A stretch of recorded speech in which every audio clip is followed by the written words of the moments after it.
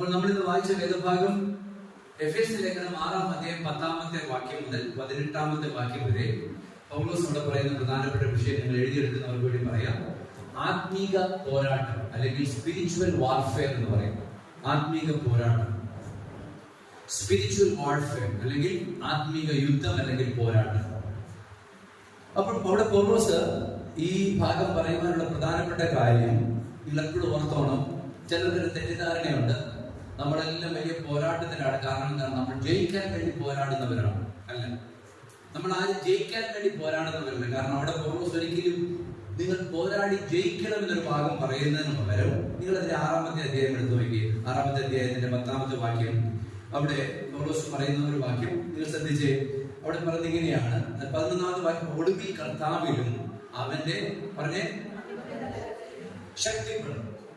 അപ്പൊ രണ്ടാമത് പറഞ്ഞ 11-ാമത്തെ വാക്യം പറഞ്ഞേ പിശാചിന്റെ തന്ത്രങ്ങളോട് നിൽക്കുക. ആ വാക്കുകൾ ശ്രദ്ധിച്ച്, റെസിസ്റ്റ് ചെയ്യുക അല്ലെങ്കിൽ നിൽക്കുക. അപ്പോൾ പിശാചിന്റെ തന്ത്രങ്ങളോട് എതിർത്ത് നിൽക്കുക.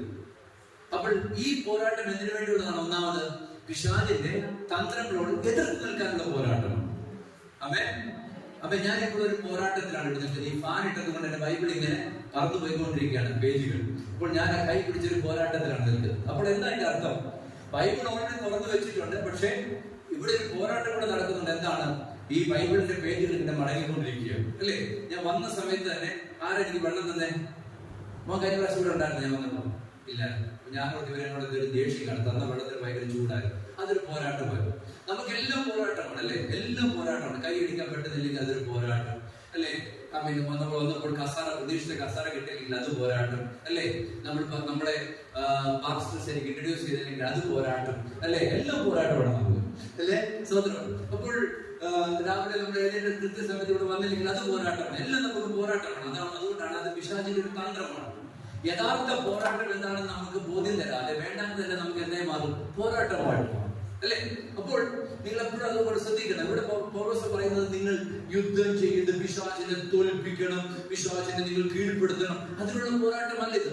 ഇവിടുത്തെ പോരാട്ടം എന്ന് പറഞ്ഞാൽ പൗലോസ് പറയുകയാണ്, പിശാചിന്റെ തന്ത്രങ്ങളെയോട് എതിർത്ത് നിൽക്കാനുള്ള പോരാട്ടം. ഇനി നിങ്ങൾ താഴോട്ട് വായിച്ച് 12-ാമത്തെ വാക്യം വായിച്ചു. നമുക്ക് പോരാട്ടമുള്ളത് ആരോടല്ല? മനുഷ്യരോടല്ല. അപ്പോൾ പിശാചിന്റെ അടുത്ത തന്ത്രം എന്താണ്? നമ്മൾ മനുഷ്യരോട് പോരാടും. അതുകൊണ്ടാണ് പിശാച് എപ്പോഴും എന്ത് ചെയ്യുന്നറിയാമോ? മറഞ്ഞിരുന്ന് യുദ്ധം ചെയ്യുന്നവനാണ്. അവൻ ശ്രദ്ധിച്ചു നോക്കി, അവനെ ഓഫാക്കരുത്, തുടങ്ങിയതേ ഉള്ളൂ. അപ്പോൾ നോക്കി അവൻ എന്ത് ചെയ്യും? ഇപ്പോൾ അവൻ അവിടെ നമ്മളിങ്ങനെ ഒരു വ്യക്തിയെ കാണുമ്പോൾ നമ്മൾ പറയും അവനാണ് നമ്മുടെ ശത്രു. അതാണ് നമുക്ക് പോരാട്ടമുള്ളത് ആരോടല്ല? ജഡരക്തങ്ങളോടല്ല, അല്ലേ? എപ്പോഴും ഓർത്ത് അതിന്റെ ജഡരക്തം എന്ന് പറഞ്ഞ അർത്ഥം എന്താ? പറഞ്ഞേ, നിങ്ങളെല്ലാം ഞാൻ നോക്കുന്നുണ്ട്, നിങ്ങളെല്ലാം എന്നെ ശ്രദ്ധിച്ചോണം. ശക്തമാണല്ലേ? അവിടെ നിങ്ങൾ അവനോട് തിരിയാൻ പറഞ്ഞു. അഡ്ജസ്റ്റ് ചെയ്യുവാണെങ്കിൽ തിരിഞ്ഞു. നമുക്ക് അതൊന്നും കുഴപ്പമില്ല, മൈക്കൊന്നും വർക്ക് ചെയ്താലും കുഴപ്പമില്ല. അപ്പൊ ശ്രദ്ധിച്ചോണം, നമുക്ക് ക്ലിയർ ആയി. Thank you. നമുക്ക് പോരാട്ടമുള്ളത് ആശുപത്രികളാക്കി മാറ്റും. അതുകൊണ്ട് എന്ത് ചെയ്യും? നമ്മൾ പിശാചിനോട് ഒരിക്കലും എന്ത് ചെയ്യത്തില്ല? പോരാടത്തില്ല. ഓക്കെ, അപ്പൊ വായിച്ചു നമുക്ക് പോരാട്ടമുള്ള ജഡരക്തങ്ങളോട് വായിച്ചു. എന്താണ് വാഴ്ചകൾ? എന്താണ് അധികാരങ്ങൾ? നിങ്ങൾക്കറിയാമല്ലോ, ഇതെല്ലാം ശത്രുവിന് പ്രവർത്തിക്കുന്ന തലങ്ങളും 3 പ്രധാനപ്പെട്ട പേര് നിങ്ങളെല്ലാം എഴുതി വെച്ചോളൂ. കുഞ്ഞുങ്ങളെ, നിങ്ങൾക്കാർക്ക് പേപ്പർ പേനൊന്നും ഇല്ലയോ? ദൈവം ഞാൻ കഴിഞ്ഞ പ്രാവശ്യം വന്നപ്പോഴും പറഞ്ഞ പേപ്പർ പിന്നെ കൊണ്ടുവന്നു. ഓക്കെ, അപ്പോൾ പിശാച് പ്രവർത്തിക്കുന്ന തലങ്ങളാണ് ഇവിടെ പറഞ്ഞിരിക്കുന്നത്. നിങ്ങൾക്കറിയാം, 3 പേര് ഞാൻ പെട്ടെന്ന് പറയാം, ഒന്ന് എഴുതി വെച്ചോളൂ. ഒന്ന് സാത്താൻ. സാത്താൻ എന്ന വാക്കിന്റെ അർത്ഥം എന്താണ്? എതിരാളി, ഒപ്പണന്റ്. ഇംഗ്ലീഷിൽ പറയുന്ന അവന്റെ വാക്കിന്റെ അർത്ഥം, മൂലഭാഷയിൽ അവന്റെ വാക്കിന്റെ അർത്ഥം എതിരാളി. എതിരാളി എന്ന വാക്കിന്റെ അർത്ഥം എന്താണ്? എല്ലാ ദൈവത്തിന്റെ പ്രവൃത്തികളെ എതിർക്കുന്നതാണ് അവന്റെ ശൈലി, അല്ലെ? നിങ്ങൾ കണ്ടിട്ടുണ്ടോ? എന്തൊരു നല്ല കാര്യം നമ്മുടെ സഭയ്ക്കകത്ത് ഒരാൾ പറഞ്ഞാൽ ഉടനെ അതിനെ എതിർക്കുന്ന ആൾക്കാരുണ്ട്. ഈ കൊട്ടാരക്കരയില്ല, 1 കിലോമീറ്റർ അപ്പുറത്തുള്ള സ്ഥലങ്ങളിൽ എന്ത് നല്ല കാര്യം പറഞ്ഞാലും അവരെന്ത് ചെയ്യും? അതിനെ എതിർക്കും. നമുക്ക് കമ്പ്യൂട്ടർ വെച്ച് ഇവിടെ ബാക്കി കാണിക്കും. അതിന്റെ ആവശ്യമില്ല, ഇതിന്റെ ആവശ്യമുണ്ടെന്ന് പറയും. ഇവിടെയല്ല, ഞങ്ങളുടെ സമയം സംഭവിച്ചതാണ്. അപ്പം ഇതുപോലെ സാത്താന്റെ ഏറ്റവും വലിയ അവന്റെ പ്രവൃത്തി എന്ന് പറഞ്ഞാൽ അവന്റെ പേര് തന്നെ എതിരാളി എന്നാണ്, ഒപ്പണന്റ്. അതാണ് ആ വാക്കിന്റെ അർത്ഥം. വാക്കിന്റെ അർത്ഥം ഞാൻ സാത്താൻ എന്ന വാക്കിന്റെ അർത്ഥം ഒപ്പോണന്റ് അല്ലെങ്കിൽ എതിർക്കുക. ഇത് ഞാനിപ്പോ പ്രസംഗിച്ചുകൊണ്ടിരിക്കുമ്പോൾ തന്നെ നിങ്ങളുടെ ഉദാഹരണം പറയാം. നിങ്ങളുടെ അകത്ത് പെട്ടെന്ന് ഞാനൊരു വാക്ക് പറഞ്ഞത് ഇഷ്ടപ്പെടാതെ പിശാച് കൊണ്ടുവരും. എന്നിട്ട് ഉടനെ എന്ത് ചെയ്യുന്നറിയോ? അടുത്ത 1 മണി വരേണ്ട സമയം നിങ്ങൾ എന്ത് ചെയ്യുന്നറിയോ? നിങ്ങൾ മനഃപൂർവ്വം എന്നെ കേൾക്കാതെ എന്റെ കൂടെ നിങ്ങൾ എല്ലാരും എഴുതുന്നുണ്ടല്ലോ സ്വതന്ത്രം. അപ്പോൾ നോക്കി, അപ്പോൾ സാത്താൻ എന്ന വാക്കിന്റെ അർത്ഥം എതിരാളി എന്നാണ്. അത് എപ്പോഴും ഓർക്കണം. അതുകൊണ്ടാണ് എതിരാളി എന്ന വാക്കുകൾ. അതായത് സാത്താന്റെ പ്രധാനപ്പെട്ട പ്രവൃത്തി എന്ന് പറഞ്ഞാൽ ദൈവത്തിന്റെ പ്രവൃത്തികളെ എതിർക്കുക. രണ്ട്, സാത്താനുള്ള മറ്റൊരു പേരാണ് പിശാച്. പിശാച് എന്ന വാക്കിന്റെ അർത്ഥം എന്താണെന്ന് അറിയാം? ഡയബോളസ് എന്ന വാക്കിന്റെ അർത്ഥം അക്യൂസർ, അപവാദി എന്നാണ് അതിന്റെ അർത്ഥം. ഞാനിത് പിന്നീട് വിവരിക്കാം. അപവാദി. നിങ്ങൾ വേണമെങ്കിൽ പെട്ടെന്ന് വായിക്കണം. എനിക്കൊരാളെ പെട്ടെന്ന് വെളിപ്പാട് പുസ്തകം 12-9 വാക്യം. സാത്താന്റെ പ്രധാനപ്പെട്ട ജോലി എന്താണെന്ന് അവിടെ പറയുന്നത്. വായിച്ചോ. 12:9-10. ഭൂതലത്തെ മുഴുവൻ തെറ്റിച്ചു കളയുന്ന സാത്താനും എന്ന മഹാസർപ്പമായ പഴയ പാമ്പിനെ ഭൂമിയിലേക്ക് തള്ളിക്കളഞ്ഞു. അവന്റെ ദൂതന്മാരെയും അവനോട് കൂടെ തള്ളിക്കളഞ്ഞു. അതിനാണ് ദൂതന്മാർ. പിന്നീട് എനിക്ക് പറയാൻ സമയം കിട്ടുമെന്ന് എനിക്ക് അറിയത്തില്ല. ഈ ദൂതന്മാരെന്ന് പറയാൻ കാരണം വേദപണ്ഡിതന്മാർ അഭിപ്രായപ്പെടുന്നത് സാത്താൻ തന്റെ എന്താ പറയുന്നത് നികളത്താൽ അവൻ ഭൂമി സ്വർഗത്തിൽ നിന്നാണ് താഴോട്ട് വെട്ടിയിടപ്പെടുമ്പോൾ, ആ ബാക്കി ഞാൻ പറഞ്ഞുതരാം. സാത്താൻ എന്ത് ചെയ്യുന്നറിയാമോ? അവൻ ആ ദൂതസഞ്ചയത്തിലുള്ള മൂന്നിലൊന്ന് ഭാഗത്തെ എന്ത് ചെയ്തു? തന്നോട് കൂടെ എന്ത് ചെയ്തു? തന്റെ ഭാഗത്തേക്ക് അവൻ ചേർന്നു. അത് നിങ്ങൾക്കറിയാവുന്നല്ലേ? അതാണ് ഈ ഭൂതങ്ങൾ എന്നൊക്കെ നമ്മൾ വിളിക്കുന്ന ദൂതന്മാർ. അവന്റെ സിസ്റ്റത്തിൽ അല്ലെങ്കിൽ അവന്റെ ആ പ്രവൃത്തി മണ്ഡലത്തിലുള്ളവരാണ് ഈ ഭൂതങ്ങൾ. അതാണ് അവന്റെ കൂടെ പ്രവർത്തിക്കുന്നത്, അല്ലേ? അപ്പോൾ നിങ്ങൾക്കറിയാം, ഇവിടെ പറയും സാത്താൻ വായിച്ചാട്ട് ബാക്കി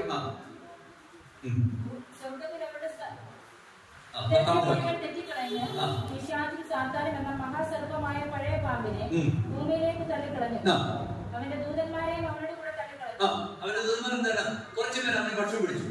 അവനെ തള്ളിക്കളഞ്ഞു. മൂന്നിലൊരു ഭാഗം. അപ്പോൾ ഞാൻ സ്വർഗത്തിൽ ഒരു മഹാശബ്ദം പറഞ്ഞു കേട്ടത്, ഇപ്പോൾ നമ്മുടെ ദൈവത്തിന്റെ രക്ഷയും ശക്തിയും രാജ്യവും അവന്റെ ക്രിസ്തുവിന്റെ ആധിപത്യവും തുടങ്ങിയിരിക്കുന്നു. നമ്മുടെ സഹോദരന്മാരെ എന്ന് പറയുമ്പോൾ അത് ബൈബിളിലെ ഒരു ഭാഷയാണ്. സഹോദരിമാരോടെ ഉണ്ട്.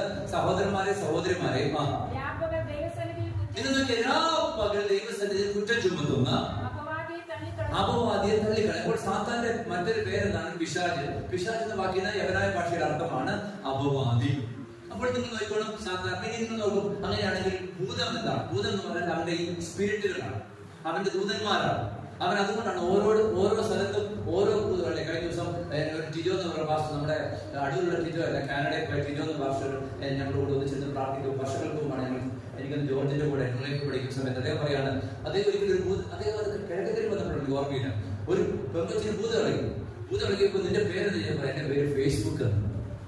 ഞാൻ കള്ളം പറയുന്നത് ഫേസ്ബുക്ക് എന്നാണ്. അപ്പം പറഞ്ഞു ഫേസ്ബുക്കിനകത്തൂടെ കയറി വന്നു. അപ്പോൾ ഈ ഭൂതങ്ങൾക്കെല്ലാം ഇവരുടെ ദൂതന്മാരാണ് ഈ ഭൂതങ്ങൾ. അവർക്ക് ഇതിനകത്തൂടെ എല്ലാം പ്രവർത്തിക്കുവാൻ കഴിയും, അല്ലേ? അത് നിങ്ങൾ ഓർത്തോണം. നിങ്ങൾക്കറിയാമല്ലോ, കൊച്ചു ടി വി കണ്ടുകൊണ്ടിരുന്നപ്പോൾ ഒരു പ്രത്യേക കാഴ്ച കണ്ടപ്പോഴത്തേക്ക് ഒരു കൊച്ച് ഭയന്നു പോയി. അവസാനം പാസ്റ്റർ പ്രാർത്ഥിച്ചപ്പോൾ ആ കൊച്ചു പറയുകയാണ്, ഒരു ഭീകര ജീവി എന്റെ നേരെ വരുന്നത് പോലെ കണ്ടു. അന്ന് ഞാൻ പേടിച്ചതാണ്. അതിൽ പിന്നെ എനിക്ക് കൈയടിക്കാൻ പറ്റത്തില്ല, പ്രാർത്ഥിക്കാൻ പറ്റത്തില്ല. ചില ആൾക്കാരുടെ ദൂഷിച്ചു നോക്കുന്നു, നമ്മെ കൊച്ചു ടി വി കാണുന്നവരോട് ഇല്ല. അപ്പോൾ സാത്താൻ ഇവിടെ പറയുകയാണ് വാഴ്ചകൾ. എന്താണ് വാഴ്ചകൾ? നിങ്ങൾക്കറിയാം, ഒരു വാക്യം എടുത്ത് നോക്കിയേ. ദാനിയേൽ പ്രവചനം 10-ാം അധ്യായത്തിൽ 1-ാമത്തെ വാക്യം വായിച്ചേ. 10-ന്റെ 1 വായിച്ചേ എനിക്ക് വേണ്ടി. ദാനിയേൽ പ്രവചനം 10-ന്റെ 1. അപ്പോൾ അവിടെ 10-ന്റെ 1 പറയുകയാണ്, പാർസി രാജാവായ കോരശ്. ആരാണ് പാർസി രാജാവായ കോരശ്? അത് മനുഷ്യനായ ഒരു വ്യക്തിയാണ്. നിങ്ങൾക്കറിയാം, ആ കോരശ് മുഖാന്തരമാണ് പിന്നീട് ഈ ദൈവജന യഹൂദജനം മടങ്ങി വരുന്നത്. എന്നാൽ നിങ്ങൾ അതേ 10-ാം അധ്യായത്തിൽ നിങ്ങൾ വേറൊരു വാക്യം വായിച്ചു നോക്കി. അവിടെ പറയുന്നത്, എന്നാൽ അതിന്റെ 13-ാമത്തെ വാക്യം വായിച്ചേ.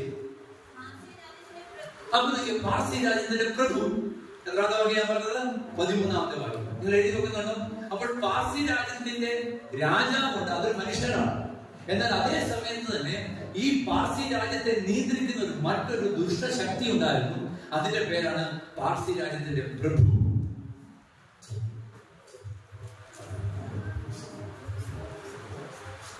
ഭയങ്കര വിഷമമുള്ള കാര്യമാണ് നമ്മൾ പ്രശ്നങ്ങൾ വർത്താനം. മക്കളെ ഇത് ചെയ്യുന്നു.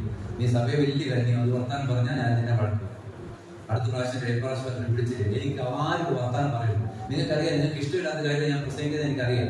പ്രാർത്ഥിച്ചോളാം. എനിക്ക് ഭയങ്കര ഗൗരവമുള്ള കാര്യം.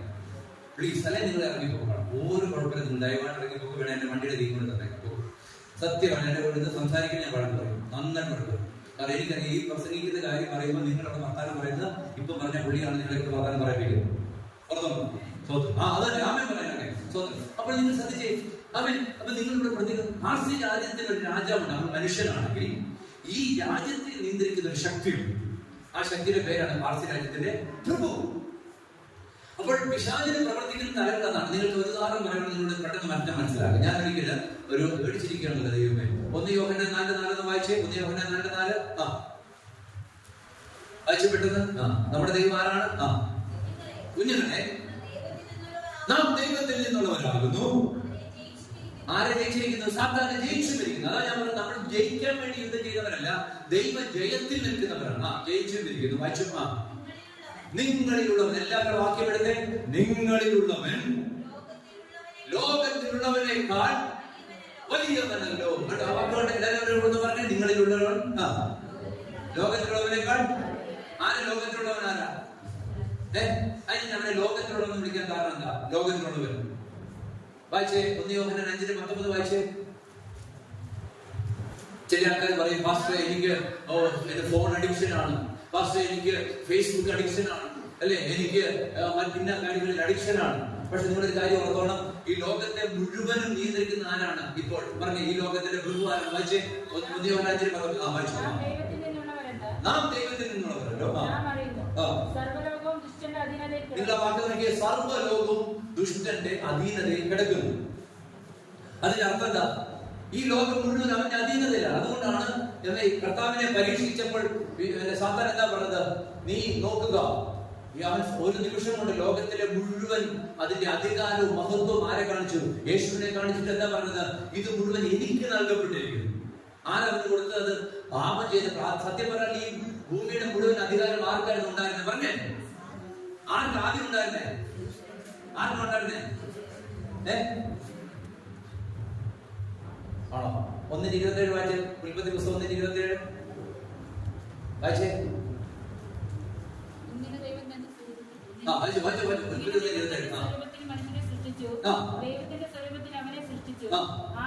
ദൈവത്തിന്റെ സ്വരൂപത്തിൽ, നിങ്ങൾ ഇതെല്ലാം കേൾക്കണം. ദൈവത്തിന്റെ സ്വരൂപത്തിൽ ദൈവം നമ്മളെ സൃഷ്ടിച്ചപ്പോൾ നമ്മുടെ എല്ലാം ഷേപ്പ് ഇതുപോലെ ഒരുപോലെ ആകണ്ടായിരുന്നോ? അല്ല.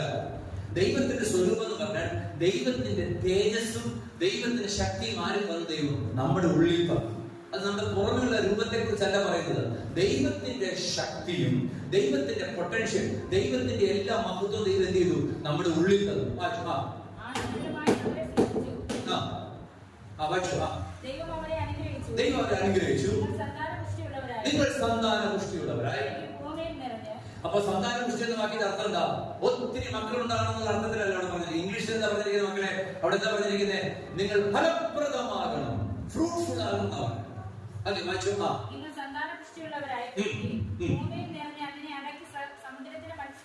അതിനെ അടക്കി കേട്ടോ, വാക്കുകൊണ്ട് അതിനെ എന്ത് ചെയ്യണം? അടക്കണം. സമുദ്രത്തിലെ മത്സ്യത്തിന്മേലും പർവ്വജാതിയുടെ മേലും ഭൂചര ജന്തുവിന്മേലും. ആര് വാഴണം? ലൂസിഫറാണോ? ആരമ്മനെ? മനുഷ്യൻ.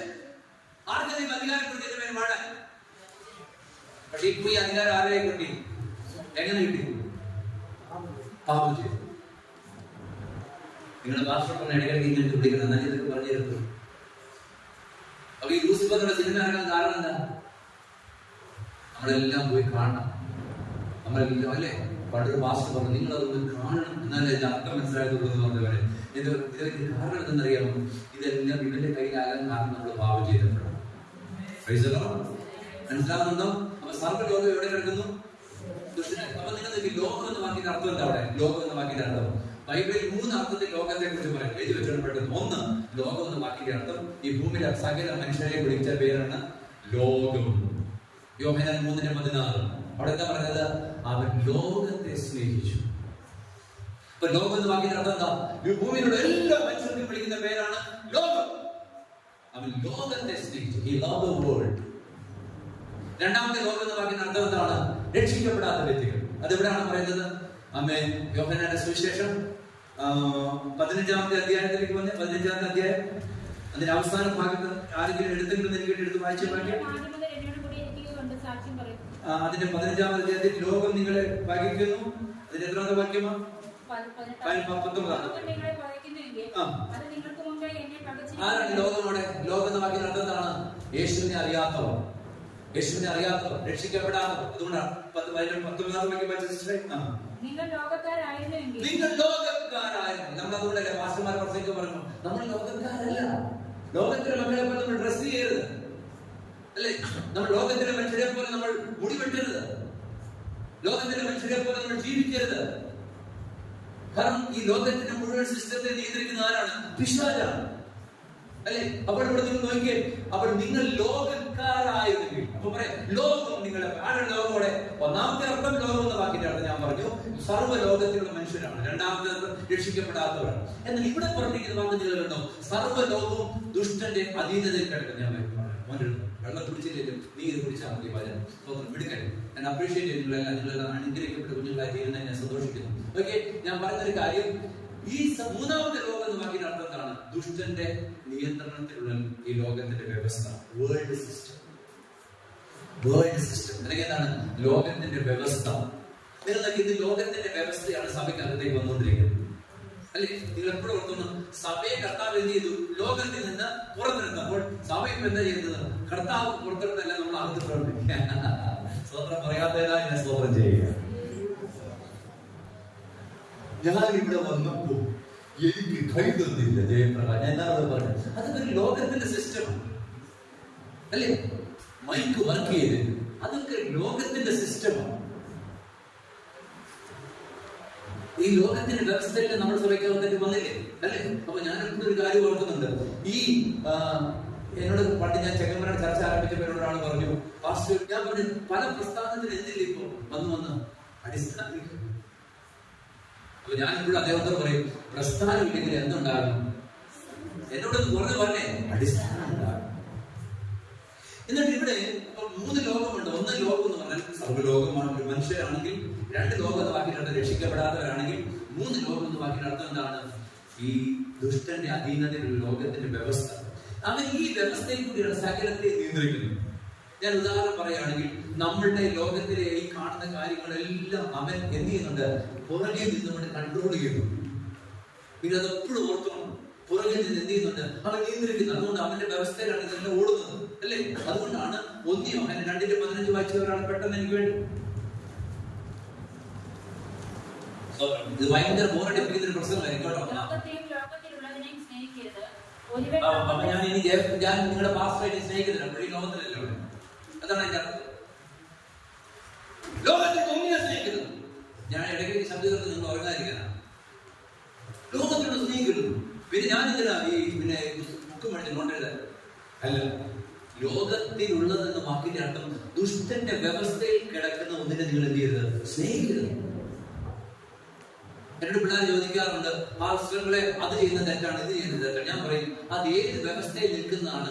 അങ്ങനെയുള്ള ദൈവത്തിന്റെ വ്യവസ്ഥയിലുള്ളതാണോ ലോകത്തിന്റെ വ്യവസ്ഥയിലുള്ളതാണോ? ഏതാണോ നിങ്ങൾ നോക്കിയിട്ട് നിങ്ങൾ അതിനെ സ്നേഹിക്കണം. വായിച്ചു അവൻ ലോകത്തെ സ്നേഹിക്കുന്ന നമുക്ക് എന്തില്ല? എന്താ ലോകത്തെ സ്നേഹിക്കുന്ന വാക്കിന്റെ അർത്ഥം എന്താ? ദുഷ്ടന്റെ വ്യവസ്ഥയിലുള്ള കാര്യം, അവൻ കൺട്രോൾ ചെയ്യുന്ന കാര്യം. വായിച്ചവരെ വേഗം ജഡമോഹം. എന്താ ജഡമോഹം എന്ന വാക്കിന്റെ അർത്ഥം? നമ്മുടെ ജഡത്തിൽ നമ്മൾ ആഗ്രഹിക്കുന്ന കാര്യം, നമ്മുടെ ജഡത്തിൽ നമ്മൾ ആഗ്രഹിക്കുന്ന കാര്യം, അത് നമ്മൾ എന്താ? ജഡമോഹം. കണ്ടുകൊണ്ട് നമ്മൾ ആകർഷിക്കപ്പെടുന്ന കാര്യങ്ങൾ. നിങ്ങൾ എന്റെ കൂടെ ഉണ്ടോ? കൺമോഹം. അടുത്ത വാക്കെന്താ? ഞാൻ ഇന്ന് കഴിഞ്ഞ ഞായറാഴ്ച ഞങ്ങളുടെ ചർച്ച പ്രസംഗിക്കാൻ പറഞ്ഞൊരു കാര്യമാണ്. എന്റെ മോനോട് വന്നിട്ടുണ്ട്. അവൻ എന്നോട് ഇങ്ങനെ വണ്ടി ആയിരിക്കും ചോദിക്കും, അപ്പയ്ക്ക് ഏറ്റവും ഇഷ്ടമുള്ള വണ്ടി എന്താന്ന് ചോദിക്കും. അപ്പൊ അവൻ എന്നോട് ഈ ലോകത്തിലെ ഏറ്റവും വലിയ വണ്ടിയുടെ പേര് പറയാൻ വേണ്ടി ചോദിക്കുന്നു. അവനൊരു കളിപ്പാട്ടം മേടിച്ചിട്ടുണ്ട്, ഞാൻ മേടിച്ചിട്ടുണ്ട്, പൈസ കൊടുക്കും. അവനാണ് എന്നോട് ചോദിക്കുന്നത്, അപ്പയ്ക്ക് ഏത് വണ്ടിയാണ് വേണ്ടതെന്ന് ചോദിക്കും. അപ്പൊ ഞാൻ ഈ വണ്ടിയിൽ ഇങ്ങനെ വരുമ്പോൾ, പണ്ട് എന്റെ ചെറുപ്പത്തിൽ എന്റെ ഏറ്റവും വലിയ ആഗ്രഹം ഈ ഒരു വണ്ടി ഉണ്ടായിരുന്നു. അത് വലിയ വിലയുള്ളൊരു വണ്ടിയാണ്. നിങ്ങൾ കേൾക്കാൻ ശ്രദ്ധിക്കണം, ഞാൻ നിങ്ങളുടെ ഉദാഹരണം പറഞ്ഞു നിങ്ങളുടെ ഉള്ളിൽ ഗ്രഹിക്കാൻ വേണ്ടി. അപ്പൊ എനിക്ക് ഏറ്റവും ഇഷ്ടമുള്ള ഒരു വണ്ടി ഉണ്ടായിരുന്നു. ആ വണ്ടിക്ക് ഭയങ്കര വിലയാവും. അപ്പം ഈ വണ്ടി മേടിക്കണമെന്നായിരുന്നു ആഗ്രഹം. നിങ്ങൾ അപ്പോൾ എന്റെ ഏറ്റവും വലിയൊരു ആഗ്രഹം എന്ന് ചോദിച്ചിട്ടുണ്ടെങ്കിൽ ഇന്ന വണ്ടി മേടിക്കണമെന്നായിരുന്നു. അതിനോട് 1 കോടി രൂപയുടെ വിലയുള്ള വണ്ടി. ഭയങ്കര ആഗ്രഹമാണ്, ചെറുപ്പത്തിലെ ആഗ്രഹമാണ്. ഞാൻ എപ്പോഴും ഇങ്ങനെ. പക്ഷെ നിങ്ങൾക്കറിയാവോ, ഞാനൊരു ബൈബിൾ വാക്യം വായിച്ചപ്പോൾ എന്റെ എല്ലാ കാഴ്ചപ്പാടും മാറി. 37 സെന്റിന്റെ 4-ാമത്തെ വാക്യം ഒന്ന് വായിച്ചെനിക്ക് വേണ്ടി. 37 സെന്റിന്റെ 4-ാമത്തെ വാക്യം. യഹോവയിൽ തന്നെ രസിച്ചു കൊള്ളുക, അവൻ നിന്റെ ഹൃദയത്തിന്റെ ആഗ്രഹങ്ങൾ നിനക്ക് തരും. അപ്പം നമ്മളത് കേട്ടിട്ട് പ്രവാചകന്മാർ വന്നിട്ട് പറയും, യഹോവേ ആ രസിക്കാനുള്ള വാക്യം വായിപ്പിക്കുന്നില്ല, നിന്റെ ഹൃദയത്തിലെ ആഗ്രഹത്തെ തരുന്ന ദൈവം. നിന്റെ ഹൃദയത്തിലേക്ക് ആഗ്രഹത്തെ കൊണ്ടുവന്നേ, നിന്റെ ഹൃദയത്തിന്റെ ഉള്ളിലേക്ക് ആഗ്രഹത്തെ കൊണ്ടുവന്നേ. അപ്പോഴത്തേക്ക് നമ്മളെല്ലാം കൈയടിക്കാറുണ്ട്. ഇതുവരെ സ്വന്തം പറയാതിരുന്ന അമ്മയെ അച്ചായനെ എല്ലാം അങ്ങനെ കൈയടിക്കാറുണ്ട്. ഇതുവരെ ബൈബിൾ ഒന്ന് തുറക്കാൻ അച്ചായനെല്ലാം അന്നേരം അകത്തേക്ക് എന്തോ ഒരു എരിവുള്ള സാധനം കഴിച്ചതുപോലെ ഒരു പാപവേദമൊക്കെ വരാൻ തുടങ്ങും. അല്ലേ? അങ്ങനെയല്ലേ ഇവിടെ? അതെ. അതുവരെ സ്വന്തം പറയാതെ കുഞ്ഞ വഴി ഇറക്കി പോകുന്ന ചെറുക്കനൊക്കെ അങ്ങനെ യെസ്, ആ പുള്ളിക്കായ ഇതല്ലേ ഞാൻ ആ കോളേജിൽ വെച്ചിട്ടുണ്ട്, പെൺകൊച്ചിനെ കൊണ്ടുള്ള തോന്നുന്നു തന്നെയാണ് ഹൃദയത്തിലെ ആഗ്രഹം. ഇത് നമ്മൾ എന്തോ ചെയ്യും ഈ പിള്ളേരെ കൂടെ? അല്ലേ? മുമ്പോട്ട് വരണം, വേണ്ട. എന്താ അർത്ഥത്തിനറിയാമോ? നമ്മളെപ്പോഴും കെയർഫുൾ ആയിരിക്കണം. എന്താ നമ്മളോട് പ്രവാചകന്മാർ എന്ന് പറയുന്നത് നിങ്ങളുടെ ഹൃദയത്തിന്റെ ആഗ്രഹം. നമ്മുടെ ഹൃദയത്തിന്റെ ആഗ്രഹം എന്താ? ഞാനിത് പറഞ്ഞാൽ നിങ്ങൾക്ക് വിഷമം തോന്നും. ഞാൻ പണ്ടൊരു സ്ഥാപനത്തിൽ മാറ്റി എവിടെന്ന് പറയാം, ആ പുള്ളി പിള്ളേരെ കൊണ്ട് പ്രാർത്ഥിപ്പിച്ച് ആ ദേശത്തുള്ള സ്ഥലമെല്ലാം ആണ്, അതുകൊണ്ട് പലരും ഇത് പട്ടിണിയാണ്. നമ്മളെ കുറിച്ചൊരു ആഗ്രഹം അതല്ല ദൈവം. അടുത്ത അതിന് എന്നോട് വിളിക്കുന്നവരോട് പറയാം, പാസ്റ്റർ ഒരു വിഷയമുണ്ട്, ഞാൻ പറയുന്നില്ല, പാസ്റ്റർ പ്രാർത്ഥിക്കണം, എല്ലാം അറിയാമോ? അടുത്ത മറവിലും അതിന് മാറ്റുന്ന വിഷയം. ഞാൻ നിങ്ങളൊരു കാര്യം പറയട്ടെ, ഹൃദയത്തിന്റെ ആഗ്രഹം നിനക്ക് തരുന്നത് അവിടെ തൊട്ടുപൊട്ട് വാക്കി ഒന്നും വായിച്ച പോലെ യഹോവയിൽ തന്നെ രസിച്ചു കൊടുക്കുക. എന്നെ അർത്ഥം അറിയോ? നിങ്ങൾ യഹോവയിൽ രസിക്കുന്ന വാക്കിന് എന്താ? യഹോവയിൽ രസിക്കുന്ന വാക്കിന് അർത്ഥം എന്താ? പറ. എന്താ യഹോവയിൽ രസിക്കുന്ന വാക്കിന് അർത്ഥം? എന്ത് രസം, എന്ത് രസം, എന്ത് രസം എന്ന് പറയുന്ന രസം എന്താ? പറ. Delight yourself in the Lord means what? നിങ്ങൾ ഒന്ന് പറഞ്ഞു തരുവിടെ എന്താ അർത്ഥം? യഹോവയിൽ രസിക്കുന്ന വാക്കിന് അർത്ഥം ഭയങ്കര ആഗ്രഹമാണ്. അവിടെ പലരും സമയത്ത് പോവാ. ഇനി ഷിനോജ് എന്ന് പറഞ്ഞ പാസ്പോർട്ട് വന്നാൽ ഞങ്ങളോട് നിൽക്കരുത്. എന്റെ ഭാര്യയാണ്, ഞാൻ സത്യം അത്ര വിടുതല. നിങ്ങൾക്കറിയാം ഒരു വാക്യം, ഞാൻ തന്നെ മോളെ കൊണ്ട് വണ്ടിയിരുന്ന് വായിപ്പിച്ച ആ വാക്യം ഓർമ്മ പോയതുകൊണ്ട് ഒന്ന് വായിച്ച ഒരാള് ഗലാത്യർ 4:17. നിങ്ങളെല്ലാം ഇനി എന്നെ സ്നേഹിക്കാൻ പോകുന്ന ഗലാത്യർ 4:16-17. ഗലാത്യർ 4:16-17. അങ്ങനെ എനിക്ക് നിങ്ങളോട് സത്യം പറഞ്ഞുകൊണ്ട് ഞാൻ നിങ്ങൾക്ക് ശത്രുവായി പോയി. കണ്ടോ? പൗലോസ് ഇപ്പം സഭയുടെ ആരായി മാറി? എന്ത് പറഞ്ഞുകൊണ്ട് സത്യം എന്ത് പറഞ്ഞുകൊണ്ട് ശത്രുവായി മാറിയേ?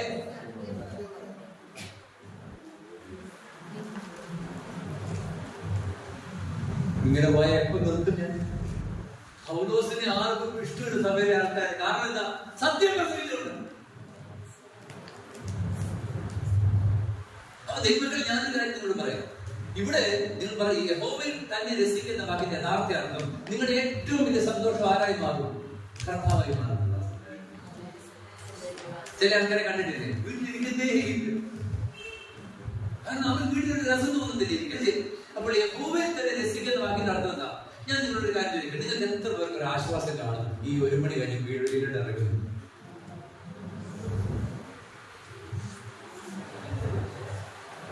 ഇതിലും പറ്റുന്നത് കത്തി വെച്ച് കുത്തുന്നതായ ചേട്ടനെ തുറിച്ചു നോക്കുന്നു. അതുകൊണ്ട് നിങ്ങൾ എപ്പോഴും ഒരു കാര്യം ശ്രദ്ധിച്ചിട്ടുണ്ട്, നമുക്ക് ഈ പണ്ടൊരാൾ പറഞ്ഞ മാസം ശുശ്രൂഷ കഴിഞ്ഞപ്പോൾ ഭയങ്കര സന്തോഷമായി. കാരണം എന്താ? ശുശ്രൂഷയോട് ഒരു സന്തോഷമില്ലാന്ന് പറഞ്ഞു. അപ്പം കേൾക്കേണ്ട യഹോവയിൽ തന്നെ രസിക്കുന്ന വാക്കിന്റെ അർത്ഥം നിങ്ങൾക്ക് ദൈവ സാന്നിധ്യം നിങ്ങളുടെ ഏറ്റവും വലിയ സന്തോഷമാകുന്നെങ്കിൽ നിങ്ങൾ അതിനേക്കാൾ വലിയൊരു കാര്യം നിങ്ങൾ ആഗ്രഹിക്കുന്നില്ല. സ്വന്തം നിങ്ങൾ ആമേനൊക്കെ പറഞ്ഞ എനിക്ക് ഇഷ്ടമാണെങ്കിൽ ഹൃദയത്തിൽ നിന്ന് ആമേ പറയാൻ സത്യമാണ്. നിങ്ങൾ ചില ആൾക്കാർ, ഞാൻ കഴിഞ്ഞ ബോധ്യം പ്രസംഗിക്കാൻ ഉദാഹരണം പറയും. ഞങ്ങളുടെ ചർച്ചയിൽ ഒരു പുള്ളിക്കാരുണ്ട്, വാ തുറന്നിട്ട് ഞാൻ കഷ്ടപ്പെട്ട് ഹൃദയം വായിച്ചായിരിക്കും പ്രസംഗിക്കുന്നത്. അമ്മേ ഭയങ്കര കഷ്ടപ്പെട്ട ഇവരിങ്ങനെ കാലൊക്കെ നീട്ടി കാലൊക്കെ നാട്ടിക്കൊണ്ട് ഇങ്ങനെ മുമ്പിൽ വന്നിരിക്കും. പക്ഷെ പുള്ളി കഴിഞ്ഞ ദിവസം മെഡിസിറ്റി ഞാൻ പുള്ളിയെ ഹോസ്പിറ്റലിൽ കൊണ്ട് ന്യൂറോളജി ഡോക്ടറെ കാണിക്കാൻ വേണ്ടി ഡോക്ടറെ കൊണ്ടിരിക്കുകയാണ്. ഇങ്ങനെയാണല്ല ഇങ്ങനെ ഡോക്ടറെ കാണാൻ ഇത്ര ഭൗതികമാണ്. ദൈവത്തിൽ എതിർക്കേണ്ടിയില്ല. അതുകൊണ്ട് തന്നെ നീ ഡോക്ടറെ കാണാൻ ഇതുവരെ എപ്പോഴും മുടങ്ങാതെ പോയിക്കൊണ്ടിരിക്കും.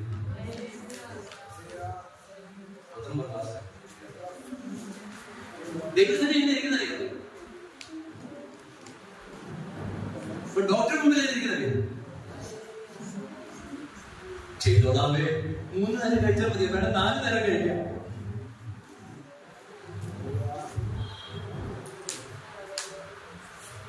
നീ വിളിക്കില്ലേ യഹോവയിൽ തന്നെ രസിക്കുന്ന വാക്കിനടുത്ത് മക്കളെ നിങ്ങളുടെ ഏറ്റവും വലിയ ആഗ്രഹം എന്തായി മാറുന്നറിയോ? നിങ്ങൾ കർത്താവായിട്ട് മാറും.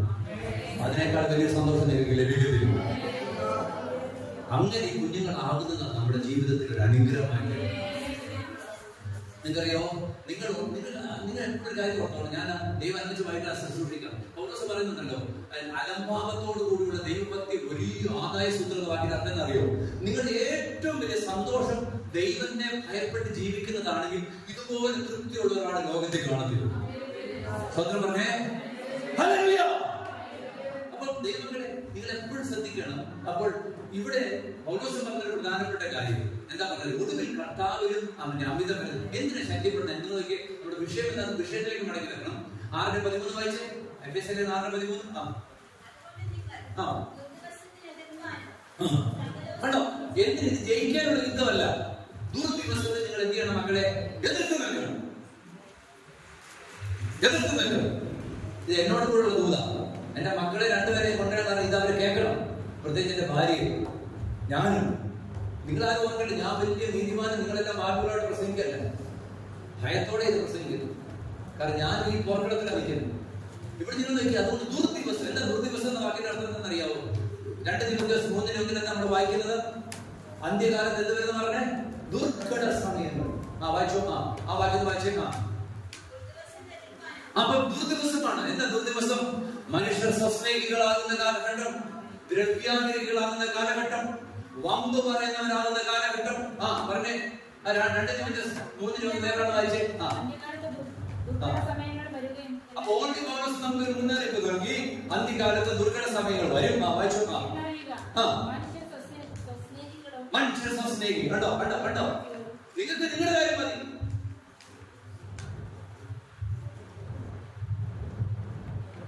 സ്വസ്നേഹികളാണ്. ദുർദിവസത്തിൽ ഉറച്ചു നിൽക്കണമെന്ന് വാക്കിൽ അർത്ഥം. ഈ ജയം കർത്താവ് നമുക്ക് ജയം തന്നിരിക്കുക. അത് ഞാൻ സംസാരിക്കുമ്പോൾ പറയുമ്പോൾ നിങ്ങൾക്ക് മനസ്സിലാക്കും. പക്ഷെ ദുർദിവസം വന്നിരിക്കുക. മനുഷ്യരാകെ മാറും സ്വസ്നേഹികളാണ്. നിങ്ങൾക്കറിയാവോ, കഴിഞ്ഞ ദിവസം ഞങ്ങളുടെ കോളേജിൽ 90% ഒരു പ്രാവശ്യം നിങ്ങൾ ആ കുഞ്ഞിനെ ഇവിടെ കൊണ്ടുവരണം. 22 വയസ്സ് 90% തളർന്നു പോയ കൊച്ചു സാക്ഷി പറയും. ഒരു ദിവസം ഞാൻ ജയപ്രകാശ് മാസ്റ്റർ പറയാൻ കൊണ്ടുവരാം. അപ്പൊ നിങ്ങൾ നോക്കി, അവൻ വന്ന് പറഞ്ഞ സാക്ഷി. അവൻ ബോംബെ ട്രെയിൻ കയറുമ്പോൾ ട്രെയിൻ പാളത്തിൽ വീണ് അവൻ അവിടെ കിടക്കുകയാണ് കരഞ്ഞുകൊണ്ട്. അപ്പൊ ആൾക്കാർ വന്ന് എല്ലാവരും അവന്റെ കൂടെ നിന്ന് സെൽഫി എടുക്കും, അവന്റെ വീഡിയോ എടുക്കും. അപ്പോൾ ഇവനെ ഒന്ന് കൈ പിടിച്ച് കേട്ടത് ആരുമില്ല. അവിടെ 3-5 സെക്കൻഡ് അടുത്ത ട്രെയിൻ വരും. പക്ഷെ ആൾക്കാർ അവന്റെ വീഡിയോ എടുക്കും. മനുഷ്യർ സ്വസ്നേഹികളാണ്. എനിക്ക് എന്റെ കാര്യം മതി. നിങ്ങൾ ഇന്ന് സഭയ്ക്കകത്ത് അത് തന്നെ പറഞ്ഞത്. അത് പൗലോസ് പറഞ്ഞേ ഫിലിപ്പിയർ 2 ഓരോരുത്തർ സ്വന്തം കാര്യം അത്ര നോക്കും അല്ലേ? അവനൊരു വാക്യമുണ്ട്, അത് വായിച്ച പെട്ടെന്ന്. സ്വന്തം എത്രാമത്തെ വാക്യം? ഫിലിപ്പിയർ പെട്ടെന്ന് 2-ാം അധ്യായം തിമോഥെയോസിനെ കുറിച്ച് പറയുമ്പോൾ പൗലോസ് പറഞ്ഞൊരു വാക്യം. 2:20 വായിച്ചു. നിങ്ങളെ സംബന്ധിച്ച് പരമാർത്ഥമായി കരുതുവാൻ. 2:20 യേശുക്രിസ്തുവിന്റെ കാര്യമല്ല, യേശുക്രിസ്തുവിന്റെ കാര്യമല്ല, സ്വന്തം കാര്യമത്രേ എല്ലാവരും നോക്കും. ഒരു തിമോഥെയോസ് ആകാൻ നിങ്ങൾക്ക് പറ്റുമോ? നിങ്ങൾ ആ ഭാഗ്യം ശ്രദ്ധിച്ചേക്ക്. ഞാൻ ഇങ്ങനെ പ്രസംഗിക്കുമ്പോൾ നിങ്ങൾ ആരും പിണങ്ങരുത് കേട്ടോ. കാരണം ഞാൻ ഈ ഭാഗ്യം ശ്രദ്ധിക്കുന്ന ഒരു കുഞ്ഞുങ്ങളെ കളവ് നമ്മളെല്ലാം പൗലോസോട് പറയാം, തിമോഥെയോസിനെ പോലെ എന്നെ കരുതാൻ ആരും. കാരണം പ്രശ്നം എന്താണെന്നറിയോ? ഓരോരുത്തൻ യേശുക്രിസ്തുവിന്റെ കാര്യമല്ല സ്വന്തം കാര്യത്തിൽ നോക്കും. ഞാനിതൊന്ന് പ്രസംഗിക്കുകയാണ്. ഞാനിത് വന്ന് പ്രസംഗിച്ച് ഇവിടെ പ്രത്യേക ഒരു അന്തരീക്ഷമൊക്കെ ആക്കി ഞാൻ അത് നിർത്തിയിട്ട് പറയുകയാണ്, അടുത്ത മാസം എനിക്ക് 2 ഡേറ്റുകൾ ഉണ്ട്. വാസ്തു നേരത്തെ പറയണമെന്നുണ്ട്. അപ്പൊ എനിക്ക് അടുത്ത ഒരു സ്റ്റേജിന് വേണ്ടിയുള്ള ക്രമീകരണം ഞാനിവിടെ ചെയ്യുന്നത്. അങ്ങനെയാണ്. ചിലപ്പോൾ ഒരു നല്ല പ്രസംഗം പ്രസംഗിച്ച പണ്ട് ഇവിടെ വന്ന് കുഞ്ഞച്ചനും പണ്ട് പറഞ്ഞതുപോലെ നല്ലൊരു പ്രസംഗം നീ പ്രസംഗിച്ചാൽ പിന്നെ നീ പ്രസംഗിക്കേണ്ടി വരത്തില്ല.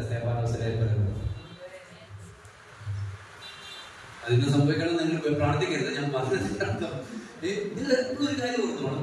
ഓരോരുത്തരും അവരെല്ലാം സ്വന്തം കാര്യം നോക്കും. സഭയ്ക്കാവുന്ന പ്രതികൂലം അതാ നമ്മുടെ കാര്യം. ഞാൻ കേട്ടിട്ട് അപകടമാണ്.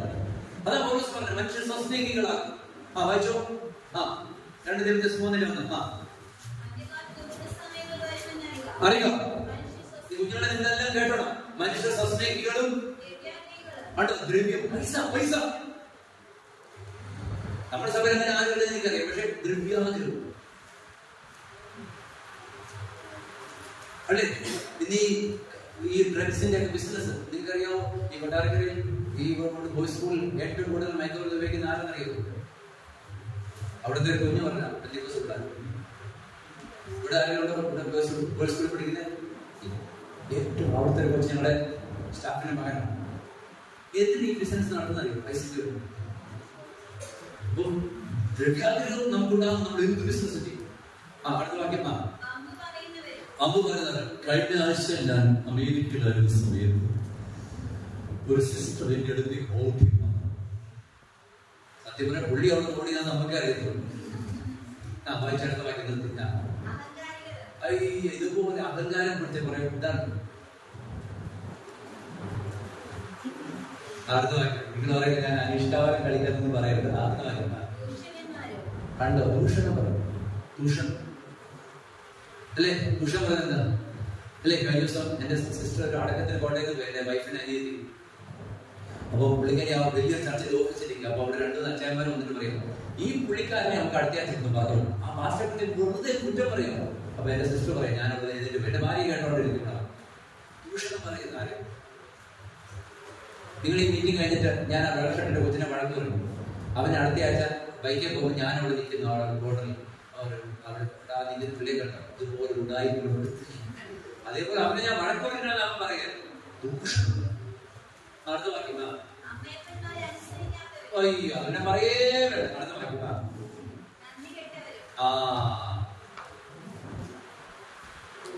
എന്തോ ചെയ്ത് കഴിഞ്ഞ 3 വർഷം ഞങ്ങളുടെ സഭയ്ക്ക് ഒരു സംസ്കാരം ചോദിച്ചു. ഇതെങ്കിലും വെച്ചത്. അടുത്ത വാക്യം എതിർത്ത് നിൽക്കുന്ന ഈ കാലഘട്ടത്തിൽ അശുദ്ധി അശുദ്ധി എന്റെ കൂടെ ഉണ്ടോ? കേൾക്കാൻ ഒരു രസമില്ല പ്രശ്നം. അങ്ങനെയുള്ള പ്രശ്നം നമ്മൾ കേൾക്കണം. അശുദ്ധി, ചിന്തയ്ക്കകത്ത് അശുദ്ധി, വാക്കുകൾക്ക് അശുദ്ധി. ഇതെല്ലാം പറയുമ്പോൾ ഓർത്തോളം നിങ്ങളുടെ ദൈവത്തിന്റെ ജയത്തിൽ നിന്ന് പിശാചിൽ നിങ്ങൾ എന്തിനാണ് എഴുതി കൊടുത്ത് മാറ്റി പരാജയപ്പെടുത്തിക്കൊണ്ടിരിക്കും. ഞാൻ നമ്മളോട് 2 വർത്താനത്ത് പറഞ്ഞപ്പോൾ എനിക്ക് തൃപ്തി വന്നത്. അപ്പൊ പിശാചിന്റെ കയ്യിൽ അതോടുകൂടെ എനിക്ക് തൃപ്തിയാണ്. നിങ്ങൾ അനുകൂലുണ്ടോ? ഒരു ദിവസം കൂടെ പറഞ്ഞേ വേണ്ടതോ? ഒരു കൊച്ചു മാത്രം. അടുത്ത വൈകിയ സമയമില്ല. എന്താ വാത്സല്യം? ആരുടെ സ്നേഹം കാണിക്കത്തില്ല. എന്റെ കൊച്ചിന് മാത്രം ബിസ്ക്കറ്റ് കൊണ്ടുവന്നിട്ടുള്ളൂ. ആരുടെ സ്നേഹം കാണിക്കുന്നു? ഞങ്ങളുടെ ചർച്ചയിൽ ഒരു പുള്ളിക്കാരിയുണ്ട്. ആ പുള്ളിക്കാരി അനു എന്നാണ് പേര്. അവരുടെ ഹസ്ബൻഡിന് വയ്യാതെ കിടക്കുക. വയ്യാതെ ഹോസ്പിറ്റലാണ്. നിങ്ങൾക്കറിയാം, അവരുടെ സാഹചര്യം മനസ്സിലാക്കി ഒത്തിരി വിഷമം. മക്കളില്ല, വർഷങ്ങളാണ്. ഈ പുള്ളിക്കാരി ഒറ്റയ്ക്ക് CSI വിശ്വാസത്തിൽ വന്നു. ഭർത്താവ് വിശ്വാസത്തിലല്ല, മക്കളില്ല. കഴിഞ്ഞ ദിവസം ഭർത്താവ് ക്ഷീണമായിട്ട് സ്കാൻ ചെയ്തപ്പോൾ വലിയൊരു ട്യൂമർ ബയോപ്സി കഴിഞ്ഞപ്പോൾ ക്യാൻസർ. അപ്പോൾ പുള്ളിക്കാരിയുടെ സാക്ഷ്യം കഴിഞ്ഞ ഞായറാഴ്ച പറഞ്ഞപ്പോൾ ഞങ്ങളുടെ സഭയുടെ ഒരു വിശ്വാസം പറഞ്ഞു, എന്റെ ഉള്ള അന്ന് നൊന്തുപോയി. ഞങ്ങൾ നൊന്നിട്ട് നിങ്ങൾ അവർക്ക് എന്തെങ്കിലും ചെയ്തോ? അതില്ല. വാത്സല്യമില്ല. മറ്റുള്ളവരുടെ വേദനയിൽ നമുക്ക് സഹതാപം കാണിക്കാൻ കഴിയുന്നത് അതാ വാത്സല്യം. അല്ലാതെ വെറുതെ ഭംഗിമാർക്ക് പറയുന്ന വാത്സല്യം അല്ലവിന്ന് ഇംഗ്ലീഷ് പറഞ്ഞു. എന്തെല്ലാം പറഞ്ഞാൽ ഇടങ്ങുന്നത്, എന്ത് പറഞ്ഞാൽ ഇടങ്ങുന്നത്. ഇതാ 3 ദിവസം പൗലോസ് പറഞ്ഞു. അടുത്ത വാക്യം വിവരിക്കാൻ സമയമില്ല. വിവരിക്കണമെങ്കിൽ ഞാൻ നിന്നെ വേറെ ദിവസം വിളിച്ചാൽ മതിയാ. വിവരിക്കണ്ട. അടുത്ത വാക്യം എന്താ? അജിതേന്ദ്രന്മാര് അവരുടെ ഇന്ദ്രിയങ്ങളെ നിയന്ത്രിക്കാൻ കഴിയത്തില്ല. തിരുവനന്തപുരം വരുമ്പോ പാപത്തെ സ്നേഹിപ്പാൻ എപ്പോഴാണ് പറഞ്ഞത്?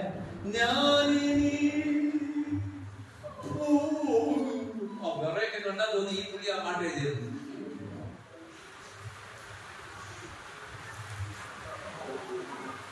ഞാൻ നിങ്ങളെ കളിയാക്കാൻ പറഞ്ഞാൽ അജിതേന്ദ്രൻ എന്ന് പറഞ്ഞാൽ അന്ത്യകാലത്തിന്റെ അടയാളം. ഇന്ദ്രിയങ്ങളെ നമുക്ക് നിയന്ത്രിക്കാൻ കഴിയുന്നു. എന്നോട് ആരും പെടരുത്. അടുത്ത വാക്യം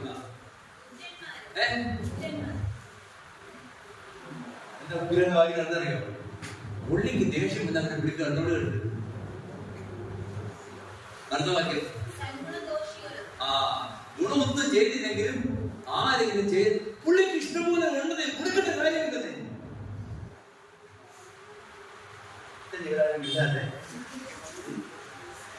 നിങ്ങൾക്കറിയാം പണ്ടൊരിക്കൽ സംഭവിച്ച കാര്യം. എന്റെ പരിചയത്തെപ്പെട്ട അമേരിക്കയിൽ പോയി. വർഷങ്ങൾക്ക് 2014 അന്ന് എനിക്ക് നല്ലൊരു വെള്ളയുടുപ്പില്ല. അവനൊക്കെ എന്താണ് വെള്ളയുടുപ്പിട്ടേക്കുന്നത്? എനിക്കന്ന് നല്ലൊരു വെള്ളയുടുപ്പില്ല. അപ്പം അമേരിക്കയിൽ ഒരാൾ പറഞ്ഞു, ഷിനോജിന്, അവരൊക്കെ എന്നെ ചെറുപ്പത്തിലറിയാം, ഷിനോജിന് ഒരു വെള്ള ഷർട്ട് കൊടുക്കാവോ? ഞാൻ അന്നൊക്കെ ബാംഗ്ലൂരിൽ റോഡ് സൈഡിൽ 100 രൂപ വെള്ള ഷർട്ട് നടന്ന സമയം ഷിനോജിനൊരു വെള്ള ഷർട്ട് ഞങ്ങൾ മേടിച്ചു തരാം. പുള്ളി എന്നറിയാമോ? മാസ്റ്റർ. പുള്ളിക്ക് ഇഷ്ടംപോലെ ഷർട്ട്.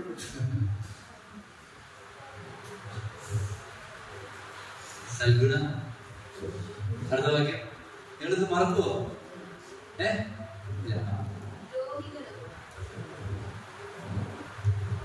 അടുത്തത് ഞങ്ങളുടെ ചെങ്ങമ്മനയുടെ ഒന്ന് ദ്രോഹിച്ചതിൽ ഏറ്റവും മുമ്പിൽ നിന്ന് ആരെന്നറിയോ? ഒരു ഏജിയിലെ അമ്മ.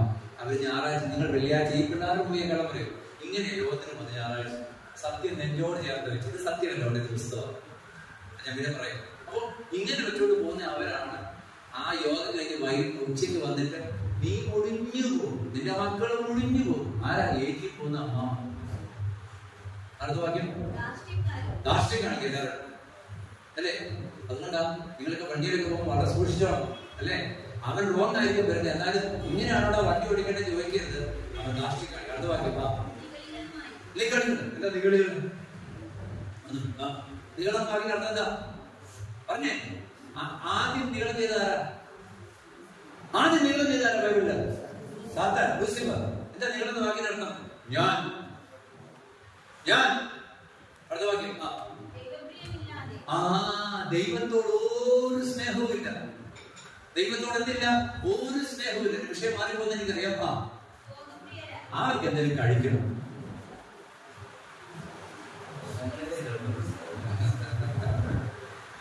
പന്ത്രണ്ടരയായി നിർത്തണം.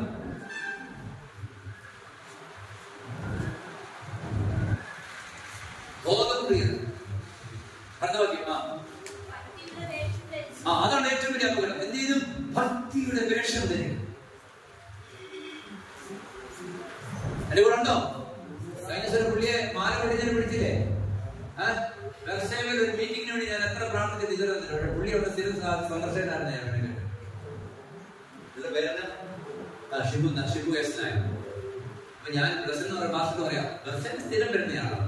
ഞാൻ പലപ്പോഴും ചോദിച്ചിട്ട് പുള്ളിക്ക് ഡേറ്റ് ഇല്ലായിരുന്നു. നമുക്ക് മൊത്തം ഡേറ്റ് ആകുമ്പോൾ നമ്മൾ വിളിക്കുന്നു. ഭക്തിയുടെ വേഷം ധരിച്ച് സൂക്ഷിച്ചോണം. ആമേ. സ്തോത്രം. എന്റെ അമ്മ കഴിഞ്ഞ ദിവസം പറയുന്നത് പണ്ട് സംഭവിച്ചാണ് കൊറോണയുടെ സമയത്ത് കോതിയുടെ ദേവദാസിയിൽ നിൽക്കുക.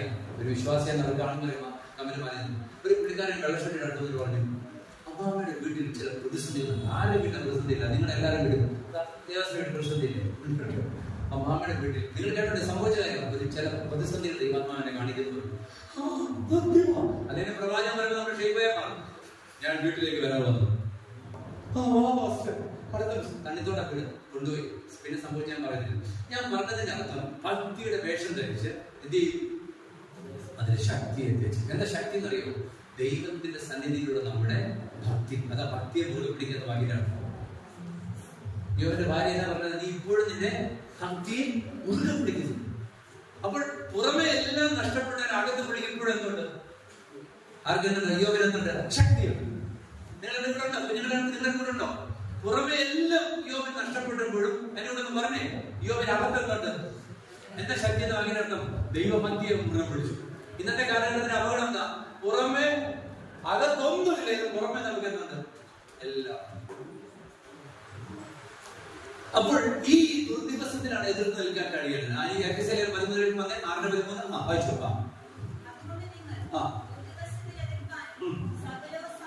എന്താ സകലം സമാപിക്കുന്ന പറഞ്ഞാൽ ഈ കാലഘട്ടം ഭയങ്കര കാലഘട്ടമാണ്. ദുർദിവസം വരുന്ന കാലഘട്ടമാണ്. സകലം സമാപിച്ചിട്ട് അപ്പൊ ആദ്യം ഞാൻ പറഞ്ഞു എതിർത്ത് നിൽക്കുക, ഇപ്പൊ പറയാണ് ഉറച്ചു നിൽക്കുക. വായിച്ചു. അപ്പൊ ഇനി നമുക്ക് പ്രധാനപ്പെട്ട വിഷയത്തിലേക്ക് വരികയാണ്. അപ്പോൾ ഈ യുദ്ധം എന്നുള്ള യുദ്ധമല്ല, ജയിക്കാനുള്ള യുദ്ധമല്ല, എതിർത്ത് നിൽക്കുവാനും ഉറച്ചു നിൽക്കുവാനുള്ള യുദ്ധമാണ്. എന്താ എതിർത്ത് നിൽക്കാൻ ആഗ്രഹം? ദുഷ്ടന്റെ തന്ത്രങ്ങളെ എതിർത്ത് നിൽക്കണം. രണ്ടെന്ത് ചെയ്യണം? ഇത് ദുർദിവസമാണ്. ഈ ദുർദിവസത്തിൽ നമ്മൾ എന്ത് ചെയ്യണം? എന്ത് പറഞ്ഞു? ഉറച്ചു നിൽക്കണം.